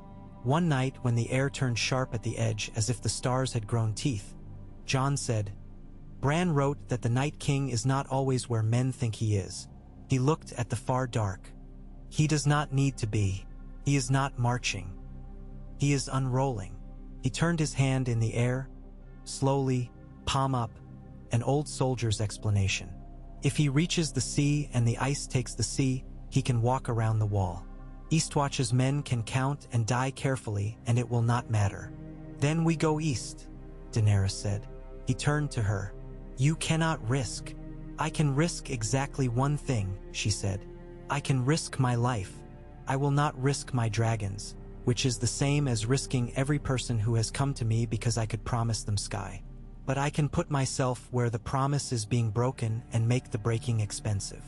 She regarded him, waiting for the thing in him that wanted to halt her with his hand. When it did not come, when what came instead was a grim, reluctant respect, she nodded once as if he had passed a test he had not known he was taking. "We send a vanguard there with glass and rope and men who can stay awake for impossible stretches of time," Jon said. "We find the place the sea turns to a floor. We put fire on it. If it breaks, it breaks. If it holds, we find where it grows thin and lay our dead there. Not in words, but in flame." Yora wanted to go. Grey Worm wanted to go because a commander asks to go where men die. Gendry wanted to go because his hammer had never hit ice that struck back. Davos wanted to go because Davos is cursed with a conscience that refuses to let younger men go to their deaths without an old one's company.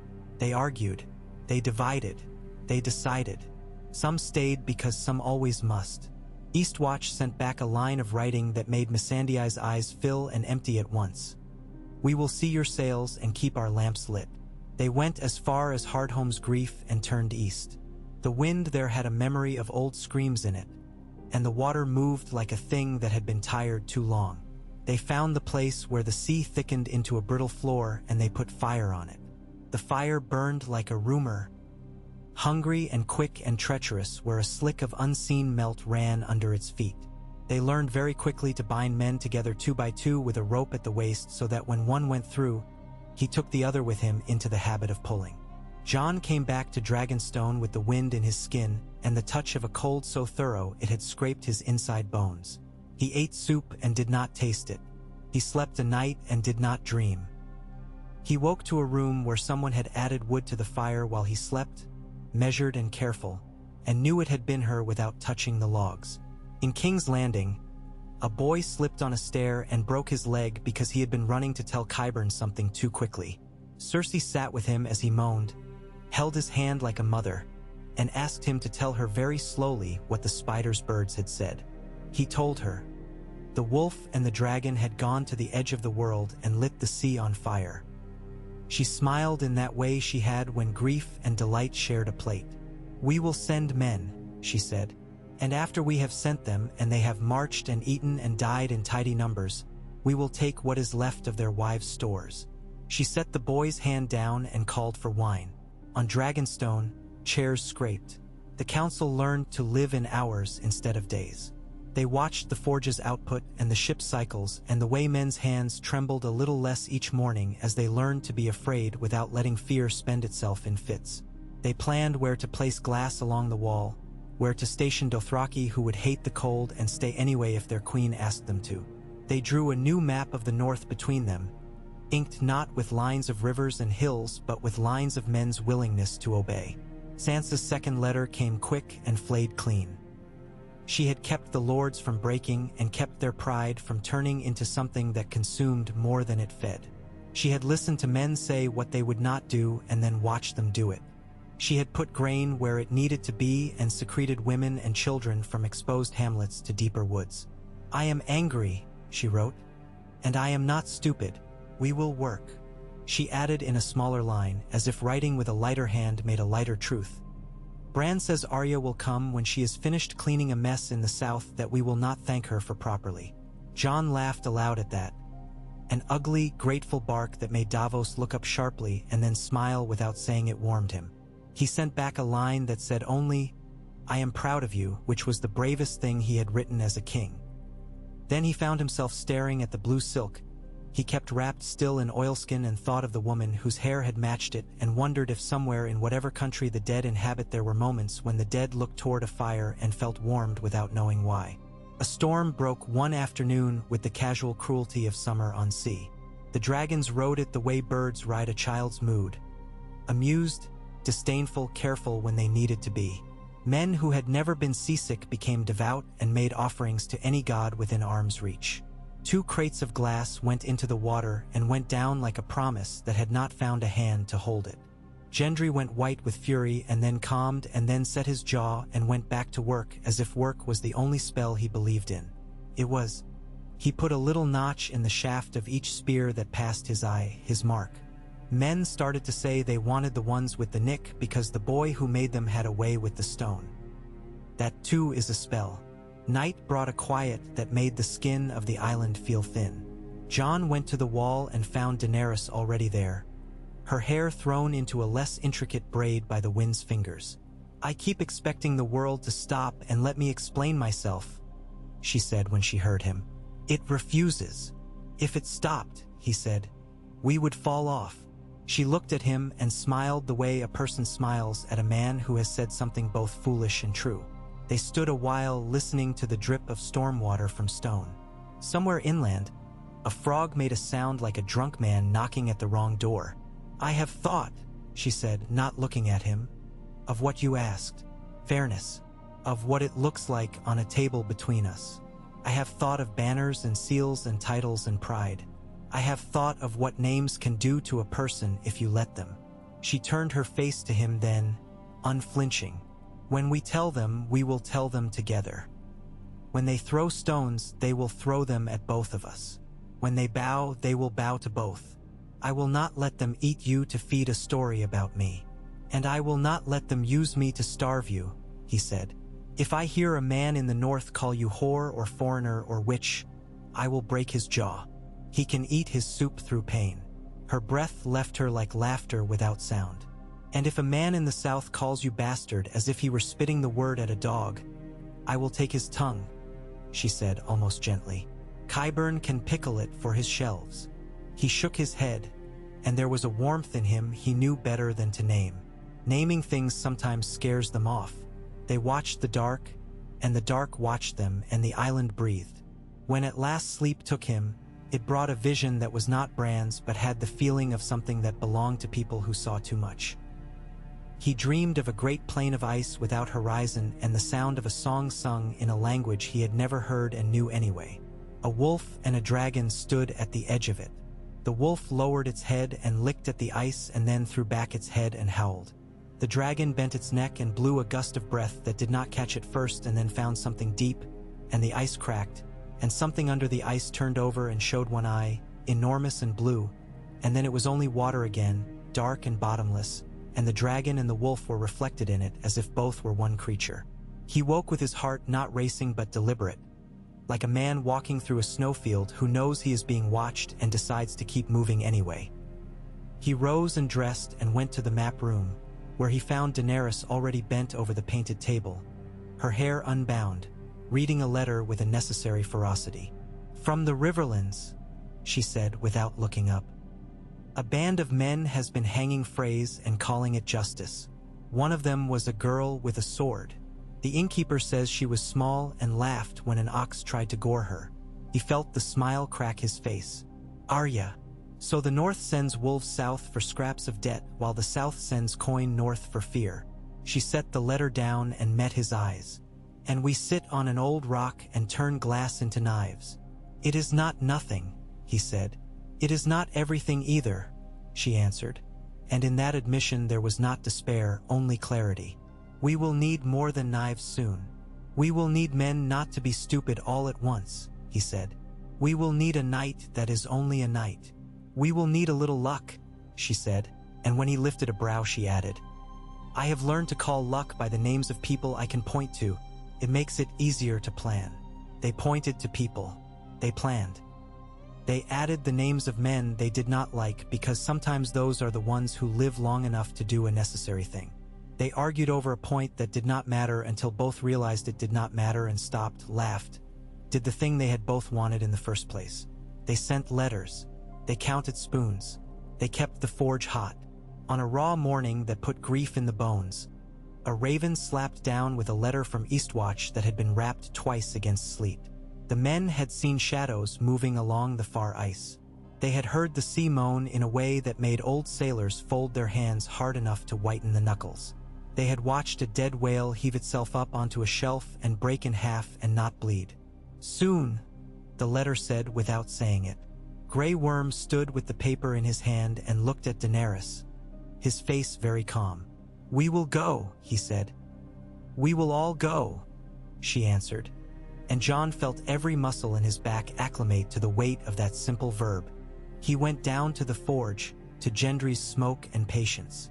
He took up a spear and turned it in his hand, felt its want to fly. He looked at the boy and wanted to tell him some old story of Robert that would either make him stand taller or sit down hard and think, and realized that all the stories he had were his and not the boy's and that he had no right to hand them off just to make a speech find its ending. Instead he said, "Good work," and laid a hand for a heartbeat on the bench, and Gendry nodded like a man who had been told he was seen. He found Davos by the water where the old knight had a private ritual of looking at boats as if they were children and saying something under his breath he would not repeat if asked. "We've a long way to go, my king," Davos said without turning his head. "I know," Jon answered. "You know, like a man who hears it or like a man who feels it?" Davos asked, half gruff, half kind. "Both," Jon said. "I know like a man who has decided to do it anyway. That's the sort I follow," Davos said, and in that there was more loyalty than in 1,000 shouted oaths. He climbed the steps to the council once more and sat in the chair that had learned his weight. Daenerys took hers. Between them, the map waited, its mountains unmoved, its rivers accidentally perfect. Beyond the windows, the dragons called to one another, not as gods or weapons now, but as creatures who had chosen a sky and meant to keep it. They lowered their heads and turned toward the island, then lifted them and looked north. The sound their throats made was as old as fire. Work waited. Winter waited. Men waited in halls and on walls and in fields. Women tied sacks and untied knots and counted ears of grain and knives. The sea breathed. The island breathed. Two people who had been alone in too many rooms set their hands on a table between them and felt the grain of the wood and the cool of the stone and the warmth of another hand close enough to touch when the time for touching came. And far away, beneath a sky too clean to be kind, a line of blue lights moved along a shelf no map had ever cared to mark. Not hurrying, not proud, simply unending. At dawn the air held a smell like iron filings and wet stone. Men rubbed sleep from their eyes as if it were a crust of salt and went back to lifting and binding and counting because the body likes to know what to do when fear has too much cleverness in it. On the northern parapet, Jon found Ghost standing as if carved there by wind. The direwolf's coat had taken on the island's damp and puffed at the edges into a halo of rough light. He turned his head when Jon came, blinked slow, and touched his nose to Jon's wrist in an old greeting that made something in his chest loosen. "You'd hate the ships," Jon said, rubbing the thick fur behind the wolf's ear. Ghost accepted the affection without pretending to be less wild for it. "You'd push your head into the wind until it learned your name." The wolf sneezed and resumed his watch. The ravens brought word of Arya the way they carried weather, briefly, unembellished, with the indifference of birds that care nothing for what they deliver so long as the air is good. A brown-feathered scrap from the Riverlands reported that 3 more Freys had been found dangling from an inn's second story, tongues black, toes scratched raw where they tried to make the air into a ladder. A girl with a Stark's eyes had been seen drinking with the innkeep and sharing out a heel of bread with a dog big as a table. Jon folded that letter in half and then half again and put it in his belt like a talisman men might laugh at and still carry. When he mentioned it to Daenerys, she smiled into her cup. "I would have liked your sister," she said. "You would like her more than she'd let you see," he answered. "And your other sister will like me less than she must. She will like you exactly as much as she decides is fair," Jon said, and the corner of Daenerys's mouth did a small, conspiratorial thing that felt like a hand finding the edge of a curtain. Bran's next letter was spare even for him. "I have watched the east wind tutor itself. The Night King is learning a shoreline." The ink had bled slightly where a drop of moisture had fallen and then crept. Missandei read it twice and then laid it flat beneath a warm stone as if she could press certainty into it. They loaded the first convoy of glass at low tide when the beach showed its black teeth. The ships groaned with the weight, men grunted with it too, and the ROP.es sang the note they sing when pulled properly and not a fraction more. Gendry went from crate to crate with a finger against the lashings, as if he could judge a knot's honesty by touch alone. He could not really, and yet he put his hand on one and said, "Not that." And a minute later the men replaced a line that would have parted sure as a lie at sea. Davos made a face like a man discovering a well had not gone dry after all. "You have your father's luck for ships," he told the boy, and Gendry frowned at the word father as if it were a fishbone he could not spit out or swallow. They sent the ships in rings, 2 in, 1 out, so that losing a ring to weather or the sea's mischief would not empty the chain. Regal drowsed above them at a thoughtful distance, occasionally throwing a long shadow that made men look up and remember to breathe synchronously. Drogon came lower now and then, and at those times work paused not because fear told it to but because awe did. Viserion, pale as a feather that had lost its color in a drawer, hunted beyond the horizon and returned with salt caught in the little seams where scale met scale. At Winterfell, Arya arrived the way a knife arrives on a quiet table, appearing without anyone's recollection of where it had been before. The guards had a moment of difficulty describing her after, each convinced they had seen a different girl pass. Sansa met her in the yard with a tilt of her head that might have been pride masked as irritation or the other way round. They embraced like women who had learned the price of not embracing when given the chance. Later, they walked the ramparts and took stock with words that would have sounded like insults in a friendlier world. "You've grown hard. You've gone soft in the face and hard in the mouth. You've learned to count. You've learned to disappear." Sansa's mouth loosened first, because she had had longer practice at taking off the mask when it pinches. "Jon has made a pact with a queen," she said. "He asks us to keep breathing while everyone else has opinions about whether he should have." Arya's grin was all teeth and old affection. "He would," she said, almost fond. He would walk into a room full of knives to tell the truth because he thinks the knives will be impressed. She touched the stone with her palm, gathering Winterfell into her hand like a prayer. We will keep breathing, and we will make sure when he comes home there are still walls to argue inside. Littlefinger watched them from a balcony's shadow like a man who had long ago convinced himself that even seeing a thing first meant owning it. He set to work with his old tools, suggestions laid like mousetraps in corridors, whispers dragged behind a man like a cloak until he tripped on them, courtesy sharpened to a point he could hide in his smile. He slipped to Sansa the idea that Arya had kept a list of names as a child not because the girl had been wronged but because she had a streak of something dark, wolfish without domestication. He breathed on Arya's ear the notion that Sansa had learned to love the sound of titles more than justice. He showed each a shard of a mirror and hoped each would mistake it for the whole. It might have worked somewhere else. It might have worked even here a year before or two, when grief had made both sisters brittle and hungry for the simplifications of rage. But the North had a way of scouring you until only bone and the truth adhered. Sansa watched Littlefinger unfurl a performance involving an old letter and did not rise to the bait. Arya followed him like a cat follows a man who smells of blood. Bran's eyes saw through a dozen doors and finally came to rest on one that had been shut for years. A high window at the Eyrie, a woman's scream, a man's hand on a small of a back and a sudden piece of air where a boy had been. The three of them sat together in the hall with the fire hitting the rafters and pulled a long rope tight between them. When the rope was tight enough, Sansa called men and spoke Littlefinger's name in the manner of someone counting debts and not stopping when the debtor tried to interrupt. Arya stood behind him with her hands at her sides, which was the only kindness anyone in the hall saw fit to give him. Bran said a sentence that had no God in it and yet had more power than a prayer. You say you did not push Lisa through the moon door, Lord Baelish, but I saw the air pass her in pieces, and then I saw you alone with the door open. He did not describe the way Littlefinger's face went both reptile and child at once. He did not need to. He told what happened as if he were adding figures on a page. Men who had feared cleverness since they were boys felt something in their bellies ease. Littlefinger begged. Sansa listened as if listening were generosity and not a job.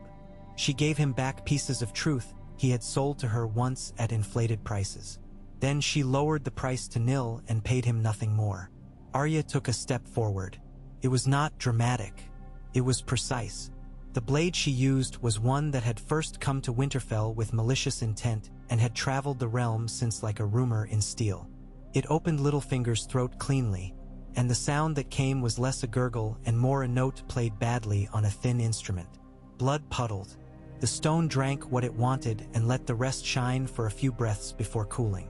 After, Sansa sat by the weirwood with Bran and did not speak until voices in the yard had shrunk to the size of insects at work in summer. "Thank you," she said. Bran's eyes were elsewhere. "Do you hate me for what I did at the Trident?" She asked softly, and only then realized the oddness of the question.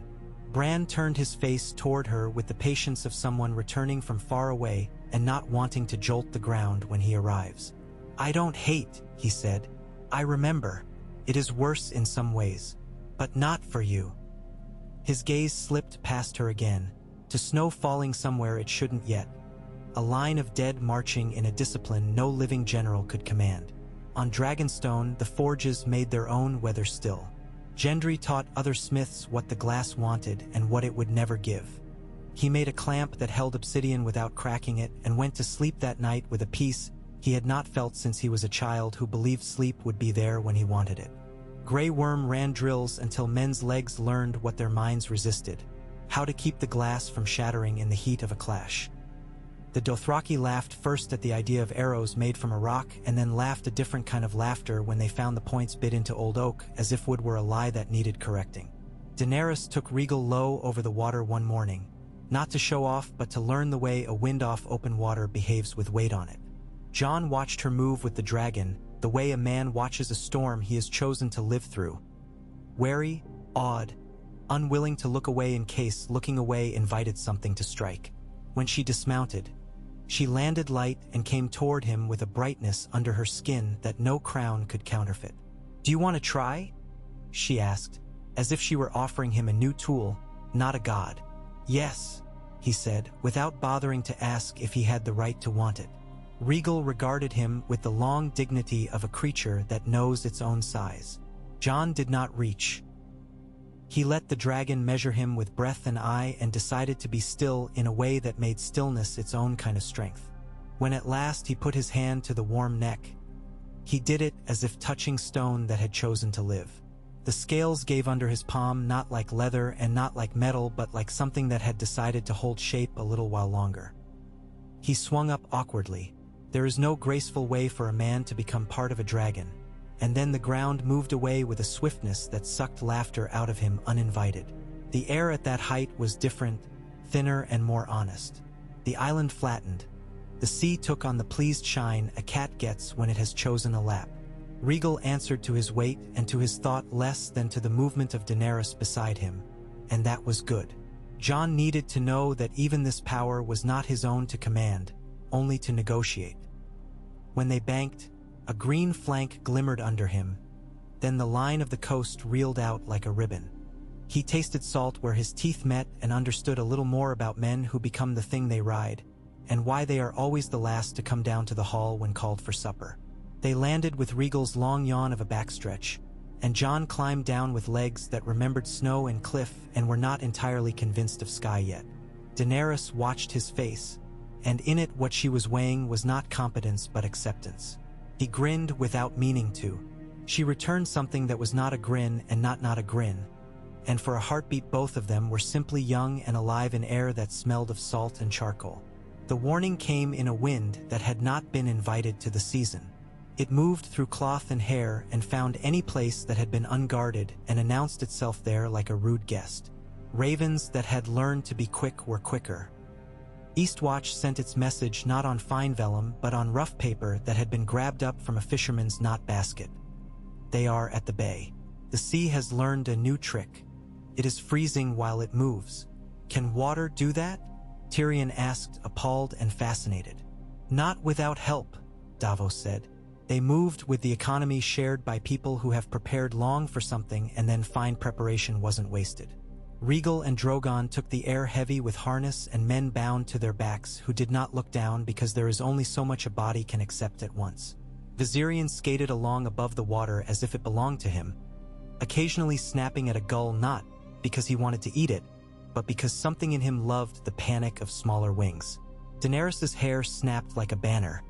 Jon's knuckles whitened on leather. Grey Worm stood on the deck of the lead ship with his feet spread and his gaze rippling along the horizon as if he could make his eyes into a rope. Eastwatch rose out of the north like a knuckle. The sea around it had begun to behave wrongly.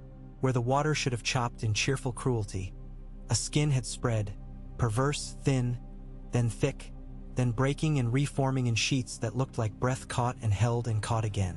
Men in black moved along the wall and on the narrow shore like ants discovering their hill has teeth. They saw the dead before they heard them. The line of blue moved atop the new ice as confidently as if it had been a road laid by patient engineers. At their fore, shapes larger and crueler broke off now and then to test thinner patches and then waited for the line to catch up. Evidence of a mind that thought itself patient because it had no pulse to hurry it. Fire, Jon said, and the dragons answered before he could turn to look at Daenerys for assent. Drogon went first because he was Drogon. The blast that left him hit the ice with a sound Jon felt through his ribs more than heard with his ears. Steam rose in a daft, boiling column. The front ranks of the dead went through and did not flail, only sank until they met new footing below and then pressed on, their blue eyes level as moons. Regal's fire came next, green-edged, licking across the ragged hole so that water caught, and for a blessed 30 breaths the new surface tore and could not knit itself. Arrows lanced from the wall, glass-tipped, guided by hands that had learned in a month what men should learn in a winter. Some of the dead fell and did not rise. Some fell and rose again wrong. Spears took the big ones in the joints. Men on the shore hauled burning barrels on sledges and tipped them into fissures, creating flames trapped below the growing skin. Red roses under translucent ice. They held as men hold. Stupid, stubborn, magnificent, in love with the small spans of time a body can buy with exertion. Then the wind made a sound like a harper plucking a wire he knew would break. The Night King came into view as if he had been there all along and simply decided to be visible. He stood on the ice without weight. The spear in his hand looked like something taken from a sky that had been kept in a chest and only now opened. Daenerys felt rather than saw the turn. Rhaegal swung wide. Drogon dipped, blasted again, and for an instant the figure vanished in steam. When the steam cleared, he stood exactly as before, only nearer. "Up!" Jon shouted, and Daenerys was already hauling Drogon high with a twitch of thigh and a thought. Rhaegal klimbet laden. Viserion came across the line of the bay with his mouth open in play. The spear left the Night King's hand with the indifference of a thrown fact. It struck the world more than it struck the dragon. Struck living, flying certainty and made it into a question. Viserion's scream was a thing men would later pretend they hadn't heard because they would not know what to do with it in their sleep if they admitted to it. He folded. He did not fall gracefully. He hit the bad new ice and it broke, and the water took him, and for a time there was only churn and the fracture of light where bubbles rose. Daenerys pulled Drogon into a climb so brutal Jon's vision went to a gray full of grain. Rhaegal wobbled as if his heart had stumbled. Jon felt it through leg and gut like a lover's misstep. He looked down once, a forbidden reflex. Viserion's pale shape tore the water once, twice, and then stilled in a way that had nothing to do with rest. "Again," he said into the wind that stole the word. Daenerys did not answer. She did it. Drogon's fire traced a scythe. Rhaegal's followed. The ice split, screamed, sealed. The dead pressed. Eastwatch's horns tore the air in intervals that told men who had lived their lives by those horns precisely how much time they did not have. Jon saw Tormund Giant's Bane on a lower ramp, hair full of rime, bellowing with a joy that was the only thing left him to defy what was coming. They pulled men off the ice with ropes that burned hands slick with the water of another element. They counted who lived in the only way that matters in such moments. By who can still move. Gendry, who had no business being where he was, and every business because he had insisted on bringing his hammer to the edge of the world to see what it sounded like against ice, broke the fingers of a wight that had attached itself to a man's boot, then lifted the man bodily and flung him into a sledge. "I'm charging extra," he told no one, teeth chattering so hard the words were a music. When the Night King raised his hand, it was almost boring, the gesture of a man tired of repeating himself to dullards. The bodies in the water and on the shore and halfway under ice made a sound like a large, unpleasant beast waking and wishing it hadn't.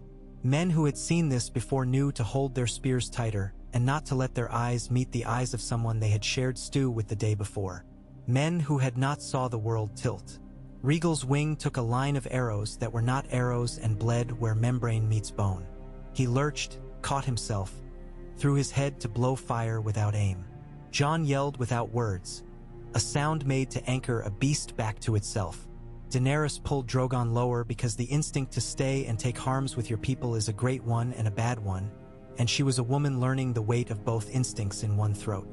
"Enough," Jon said, so low that only someone very near his shoulder could have heard it, and perhaps only she. "We go." Cost him to say it. It cost him almost more to find she agreed. They took the sky. Below, the dead moved like a stain. Viserion did not come up again. The sea froze and unfroze in a madness that felt like winter learning to speak a new, ugly language. On the wall, Ed Tollett called men to stations that had not been used in living memory and prayed to no god in particular that they would work because he had not the time to pray to the ones he liked. They lit barrels and rolled them down chutes into the moaning dark. They hauled the wounded by their belts and swore kindly at them for bleeding on the good rope. They watched the dragon's fire paint the sky and felt a faith that had nothing to do with religion and everything to do with scale. Back at Dragonstone, the air was thinner for the loss they carried in it. Viserion's absence was a shape you could almost see if you stood in the right place. It tugged the eye, a hole in a tapestry you couldn't help looking at. Drogon roared once when they landed and then shut his mouth as if sound would be an insult to the thing they had lost. Rhaegal folded himself carefully, pain and education you could see in how he placed his weight. Daenerys stood with her hands flat on Drogon's hot side and did not cry. Jon stood with his hand on Rhaegal's foreleg where a vein ran like a river and did not speak. They felt the same thing sharpen in them and knew it without naming it. "Will he?" Jon began, and Daenerys shook her head before he could finish. "No." "He won't rise," she said, and there was no magic in it, only knowledge. "He belonged to the sky.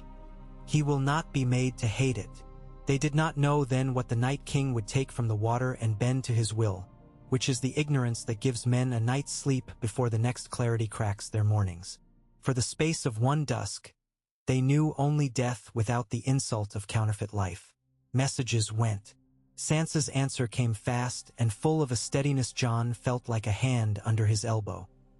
"We will draw back from the villages east of the King's Road and lay fire there ourselves. We will break bridges and keep boats. We will fill the barns at Long Lake and White Harbor. We will empty those at the crofters' villages and leave grain in pits with lids a child can lift. We will keep the Dreadfort cellars cold but not untouched."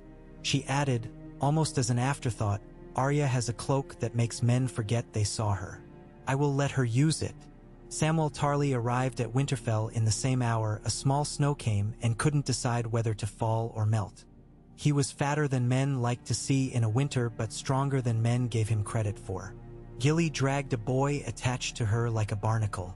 Sam went to the Godswood first and found Bran under the tree where the face was older than men knew how to count.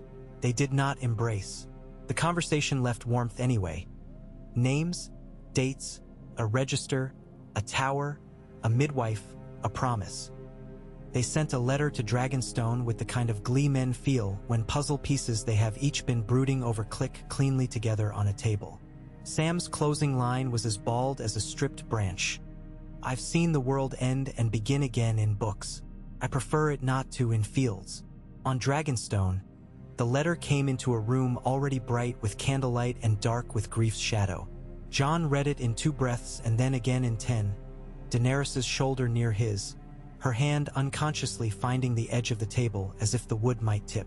The name Aegon lay there without heat now, like a blade that had cooled and kept its edge.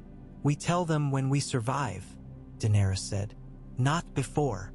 We tell them when we survive," he agreed, and the most honest part of him added silently, "if we survive." Cersei's quiet betrayal made itself known in practical ways rather than theatrical ones. No Lannister banners moved north. Grain that had been promised to caravans turn. Et out to have been promised first to other men with sharper knives. The gold cloaks received new boots and were told to look proud. Qyburn developed a new thing out of old fears and gave it a Latin name so that men would mistake it for wisdom. Jaime wore his armor a little longer each day and slept a little less and looked at the city as if it were a woman he had loved and now realized had never loved him back. Not even to the extent of lying well. "It is a good thing to be hated for the truth," Tyrion said to Jon on a night when nothing moved but the wind and a map. "It means one has told it." "It is a lonely thing," Jon said. "Yes," Tyrion said, "but the company is better when it arrives." They began to plan for the last retreat, because planning for the worst sometimes brings out the best in men who would rather pretend otherwise. If Eastwatch fell, and there was no sense in pretending it would not, they would fall to the next line and then the next, all while harassing, burning, denying, drawing the dead forward to where ground could be used against them. The next Boggs would accept the dead gladly and then hug them in that indifferent, sucking embrace that had swallowed men since the first men first named things. "How do you burn a bog?" Gendry asked, more interested than appalled. "You light it where it farts fire," Davos said, and Gendry laughed, then sobered when Davos added, "And then you get out of the way and hope the wind does not decide to teach you humility. Mira Reed will know where to step," Jon said, thinking of a small woman with strong wrists and a way of speaking truth like a stick across the back. "We will need the Crannog men. The dead don't mind water. They mind not knowing where to put their feet." "Like lords," Tyrion said. They sent word to Greywater Watch and hoped the message would find the place, which was not guaranteed, given its habit of disappearing when it disliked the tenor of a season. They sent word to White Harbor to ready the ships for carrying people rather than cargo. and uglier logistics that involved making lists of who would go first and writing down children's names. They sent to the Vale to ask their falcons at last to remember they had a flock. The Vale's answer was all polish and no promise. Sansa sent to her aunt's son through a third hand who would not care for the politics and only for whether babies cried at night. Sometimes work is only finding the person who cannot bear a certain sound and putting them in charge of quieting it. The day the wall fell, it was not by stealth. There are collapses you feel in the sols long before you hear them, the way a table tells you its leg will go if you lean one more inch. Men at Castle Black felt it and did not know the origin of the dread until the sound reached them, a groan too large for the throat of any creature men had catalogued. Eastwatch's eastern face flowered into a whiteness that did not glitter. It pulverized. Above it, a shape moved that should not have moved, pale where a living thing would have been gold in the dying sun. Viserion rose, wrong. An engine instead of an animal, blue fire stuttering from a mouth that had once tasted the sky for pleasure. Jon was at sea when the sky took that shape. Daenerys was above him.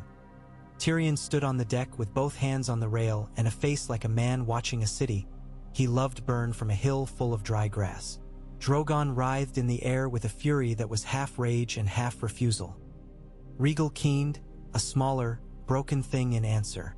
The ice became not just a road but an army's invitation. It broke and remade itself and then ate the base of the wall like some ancient worm that had learned the taste of stone. South, Jon said, unnecessary because all things living now inclined that way. South, Daenerys said, and there was no fear in her voice. There was command, and there was grief, and there was a promise she had made to herself decades before she had words for it. That when the door opens to a burning room, she will walk in first. They turned the island into a hinge and swung their people upon it. Ships out of White Harbor came with holds empty of grain and ready for bodies. The Dothraki who had thought the cold could not be real saw it and laughed not because they were stupid but because their souls required laughter to fill the space fear would otherwise take. The Unsullied set lines and boarding orders with a music only they heard. Missandei stood at the end of a gangplank and told a mother with 2 children and 1 bundle of clothes that yes, she would go now, and the mother went and did not look back because Missandei had made the future sound like a shore. Winterfell became more itself as it prepared to be less itself. The walls were inspected by fingers, not eyes. The stores were checked by women who knew better than men where rats make liars of ledgers. Arya moved like a rumor, sometimes a shadow behind a pillar, sometimes a girl running across a yard with her hair down. Sansa sat with a slate and chalk and listed families in columns. Numbers, strengths, grievances, debts owed and owed to. She imagined the movement of people along roads like water along grooves and found the places where flood would kill. She put men there who did not yell. Bran sat beneath the heart tree until his lips went white and his breath grew shallow, and then went still in a way that made Arya's hand twitch toward a blade. He came back with a snap like ice exhaling and said, "It will be 3 days before they reach the Umberlands in force. They move like a blanket being shaken out." Sansa made a mark on her slate and did not say thank you because some words are a luxury and some are bones and she needed her bones. Jon's letters grew shorter as the distances grew smaller. He wrote, "Hold Long Lake. Burn everything behind you. Leave signs for the Crannogmen they will recognize. 3 lines bent like reeds and a notch. We will meet at Moat Cailin if Winterfell cannot hold." He added to Sansa on a separate scrap, "Tell Arya there is a place near the King's Road where a dead elm leans over a ditch. There are arrows in its roots. I left them when I was a boy and wanted to pretend I had a cache like a warrior. Tell her to take them just to make me right at last." Daenerys wrote, "I will bring dragons where their fire will not starve you. Send ravens to any hills where you see the dead moving wrong. I have men who can read a movement and make use of it." She added to Sansa privately, "I will go where it is worst first. Keep your walls and your books. I will keep the air." They met the river lords at the crossings and turned the crossings into long afternoons of negotiation followed by long nights of building. The twins stood empty of phrase but full of ghosts and were no use. The fords farther south narrowed and widened with a small, treacherous intelligence. They threw down brush and frozen dung and made mats a horse could take without breaking a leg. The men of the Trident came, grudging and sincere, their faces lined by a decade of bad kings and worse war. Some had fought Robb Stark and looked at Jon in a way that made a man want to bow his head and apologize for another man's youth. He did not bow. He apologized with work. At Moat Cailin, reeds whispered and the ground remembered wars older than the words men used to comfort themselves. Mira Reed arrived as if she had been living in the corner of Jon's eye and had only just now come into focus. She had 3 men with her whose faces looked carved from peat. She did not greet with warmth and did not greet without it either. She greeted with a control that told Jon the world would not move him unless she permitted it. "You kept your word," she said. "I've been taught the price of not," he said. They walked the causeways and decided where to put fire and where to put barbs and where to put nothing at all because the dead like to step where you make a show of forbidding them. They set up trip lines that a living man could see and a dead one would not. They mapped places where the fog came up off the water with a speed that made men cough. They showed the Dothraki how to feel with a pole for the difference between giving water and pretending ground, and the Dothraki showed them how to faint on a horse in a space the size of a room and still make speed. Grey Worm set his lines in a pattern that would look like bewilderment to any general trained on parade grounds. Sam arrived with Gilly and the boy to Moat Cailin trailing breath and a sack of books that insulted the very idea of traveling light. He put a hand to Jon's arm and then simply stood beside him, taking the measure of a land he had expected to be only a story his entire life. "It stinks," he said, surprised into honesty.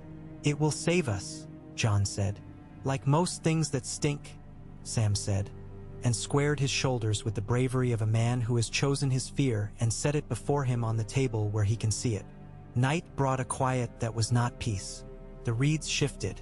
A heron lifted and moved with the great, long patience of a creature that believes itself immortal because it has never seen its own death.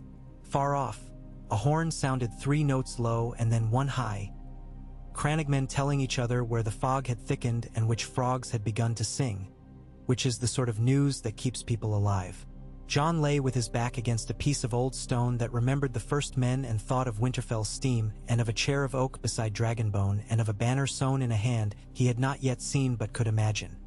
A wolf who did not fear a wing's shadow. Daenerys stood at the edge of the causeway with Drogon crouched and Rhaegal nursing his strength. The ache in him had gone from a keen to a throb. She put her hand to his side and felt the slow, even bellows of his lungs. He turned his head and looked at her with an eye that told her everything was not well, and also that everything was as it would be. She set her forehead for a long breath against a scale and said nothing. She did not pray. She promised. They had 1 day before the dead reached them.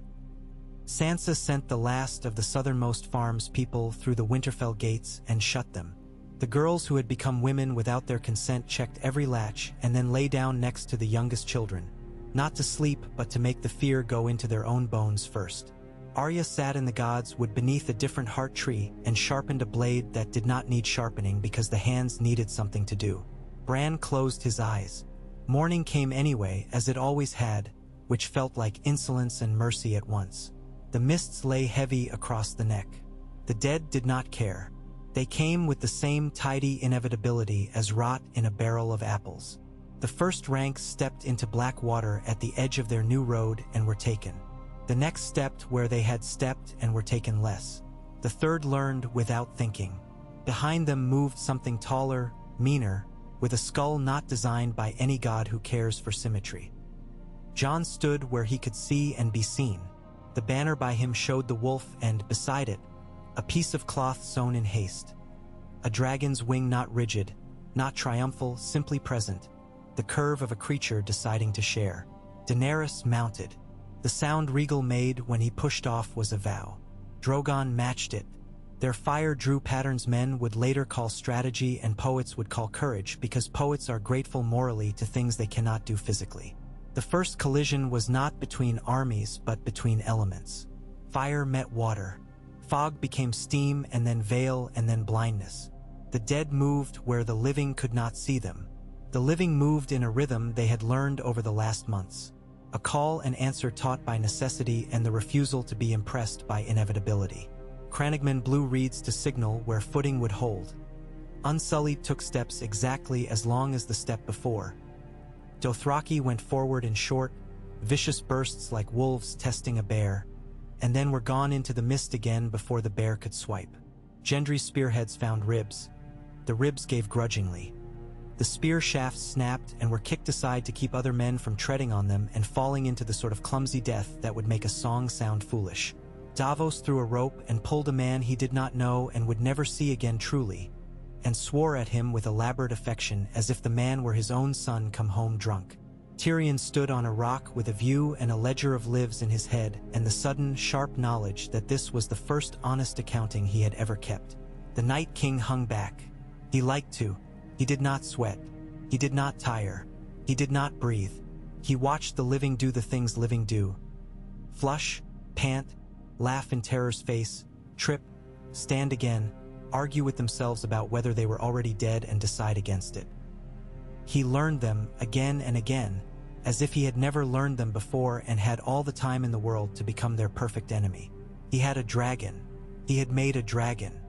He pulled on whatever empty cords he had strung in that magic, and Viserion moved as a willow does when a man jerks at a rope tied to it. A motion that meant obedience and not consent. The blue fire that came out of him did not behave as fire behaves. It ate heat. It sang low.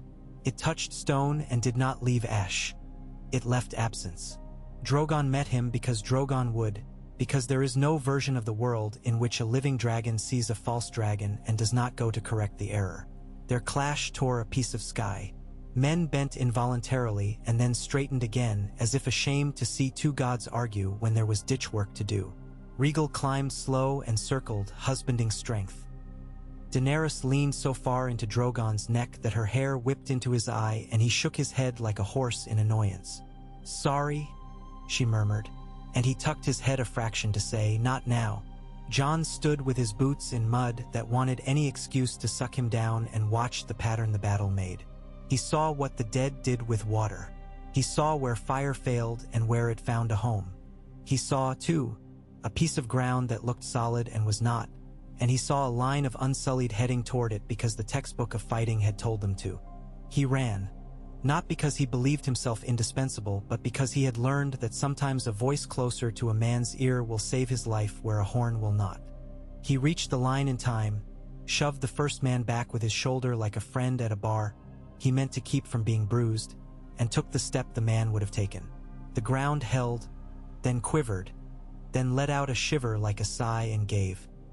Jon went into his waist and then to his ribs, and the cold went through him not like a knife but like a new layer of skin he had not asked to wear. Hands caught him. Grey worms, Gendry's, an anonymous pair doing decent, unartistic work, and the rope at his waist did its unsentimental job. He came out coated in black and snapping at his breath like a fisherman pulling at a stubborn line. He staggered, vomited up a thin stream of water and dignity, wiped his mouth, and went back to pointing and shouting because humiliation passes and the dead did not. The day grew thinner around the edges. The fire burned lower and then higher and then lower again. Messages came along the reed whistle line that made Mira's eyes narrow and then ease. Sansa's last raven arrived in Jon's hand mid-yell, and he read it with the odd calm that comes when a body reaches a point past which there is no more adrenaline to spend. Said, "Winterfell is packed to the rafters. The hearths hold. The gates are ready to be opened from the inside in the event we must flee. Arya is a rumor. Bran says the dead are moving as if they have found a seam in the land and intend to pull it. I have stored the good paper in a chest under the stair. If the hall burns, it will not weep the way the cheap paper does." He folded it and tucked it inside his jerkin with the other letters that had become, across all these weeks, his heart's insulation. Dusk slid in with a slyness. The dead did not slow.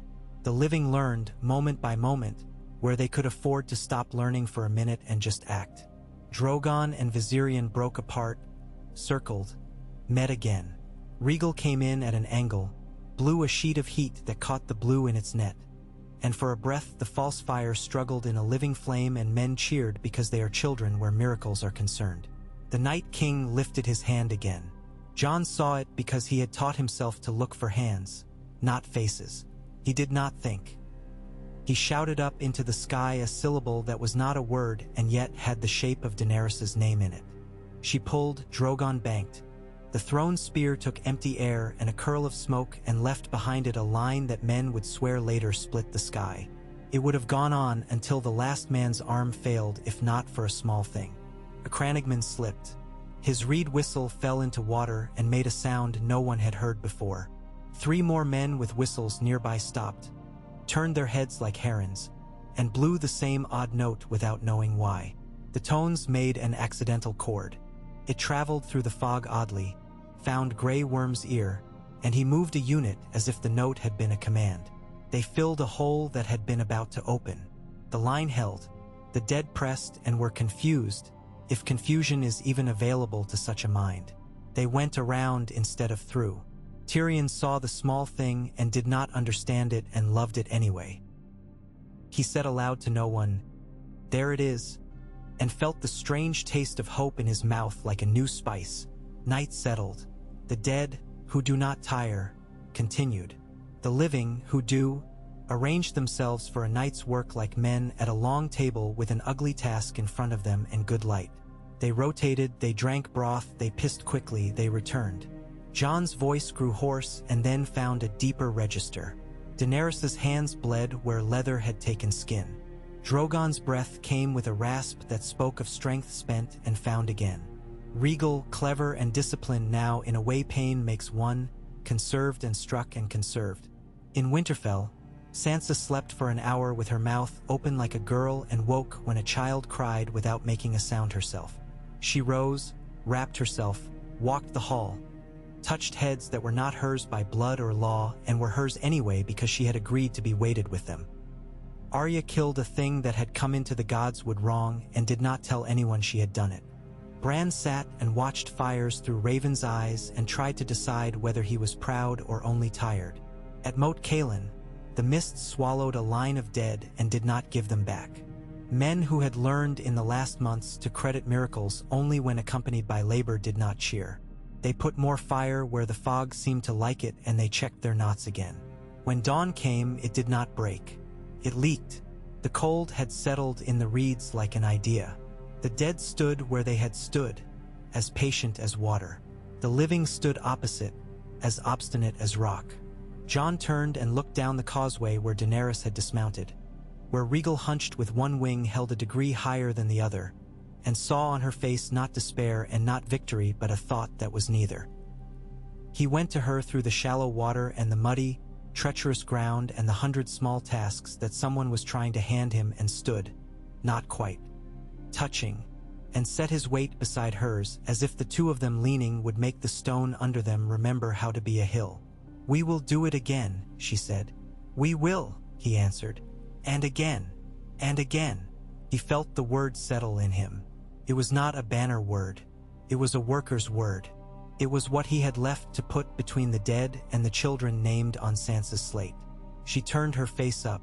The light caught the fine scars in the skin close to her hairline, the ones only a person who had watched her for months could have known. "When this is done," she said, not softly and not loud, "we will tell them the truth. We will stand in a hall with smoke and children and stubborn men, and we will say it together." He nodded. The promise they had made once in a room with maps and dragon's breath took on new weight here, ankle deep in a bog that smelled of old life. He reached finally and took her wrist briefly. Not as a lover would, not yet, but as a partner will when the table is heavy on one end and he means to lift in time with the other hand. Above them, the dragons shifted. The living organized themselves into the second day. The dead did not organize, did not need to, were simply many. The sea far behind carried bodies south and then swallowed them when it was bored. Winterfell waited, a lung full of air poised at the top of a breath. The neck whispered and listened. Somewhere in all that old stubborn land, the gods, if they were watching, did not intervene. Men and women did the work even gods measure themselves by.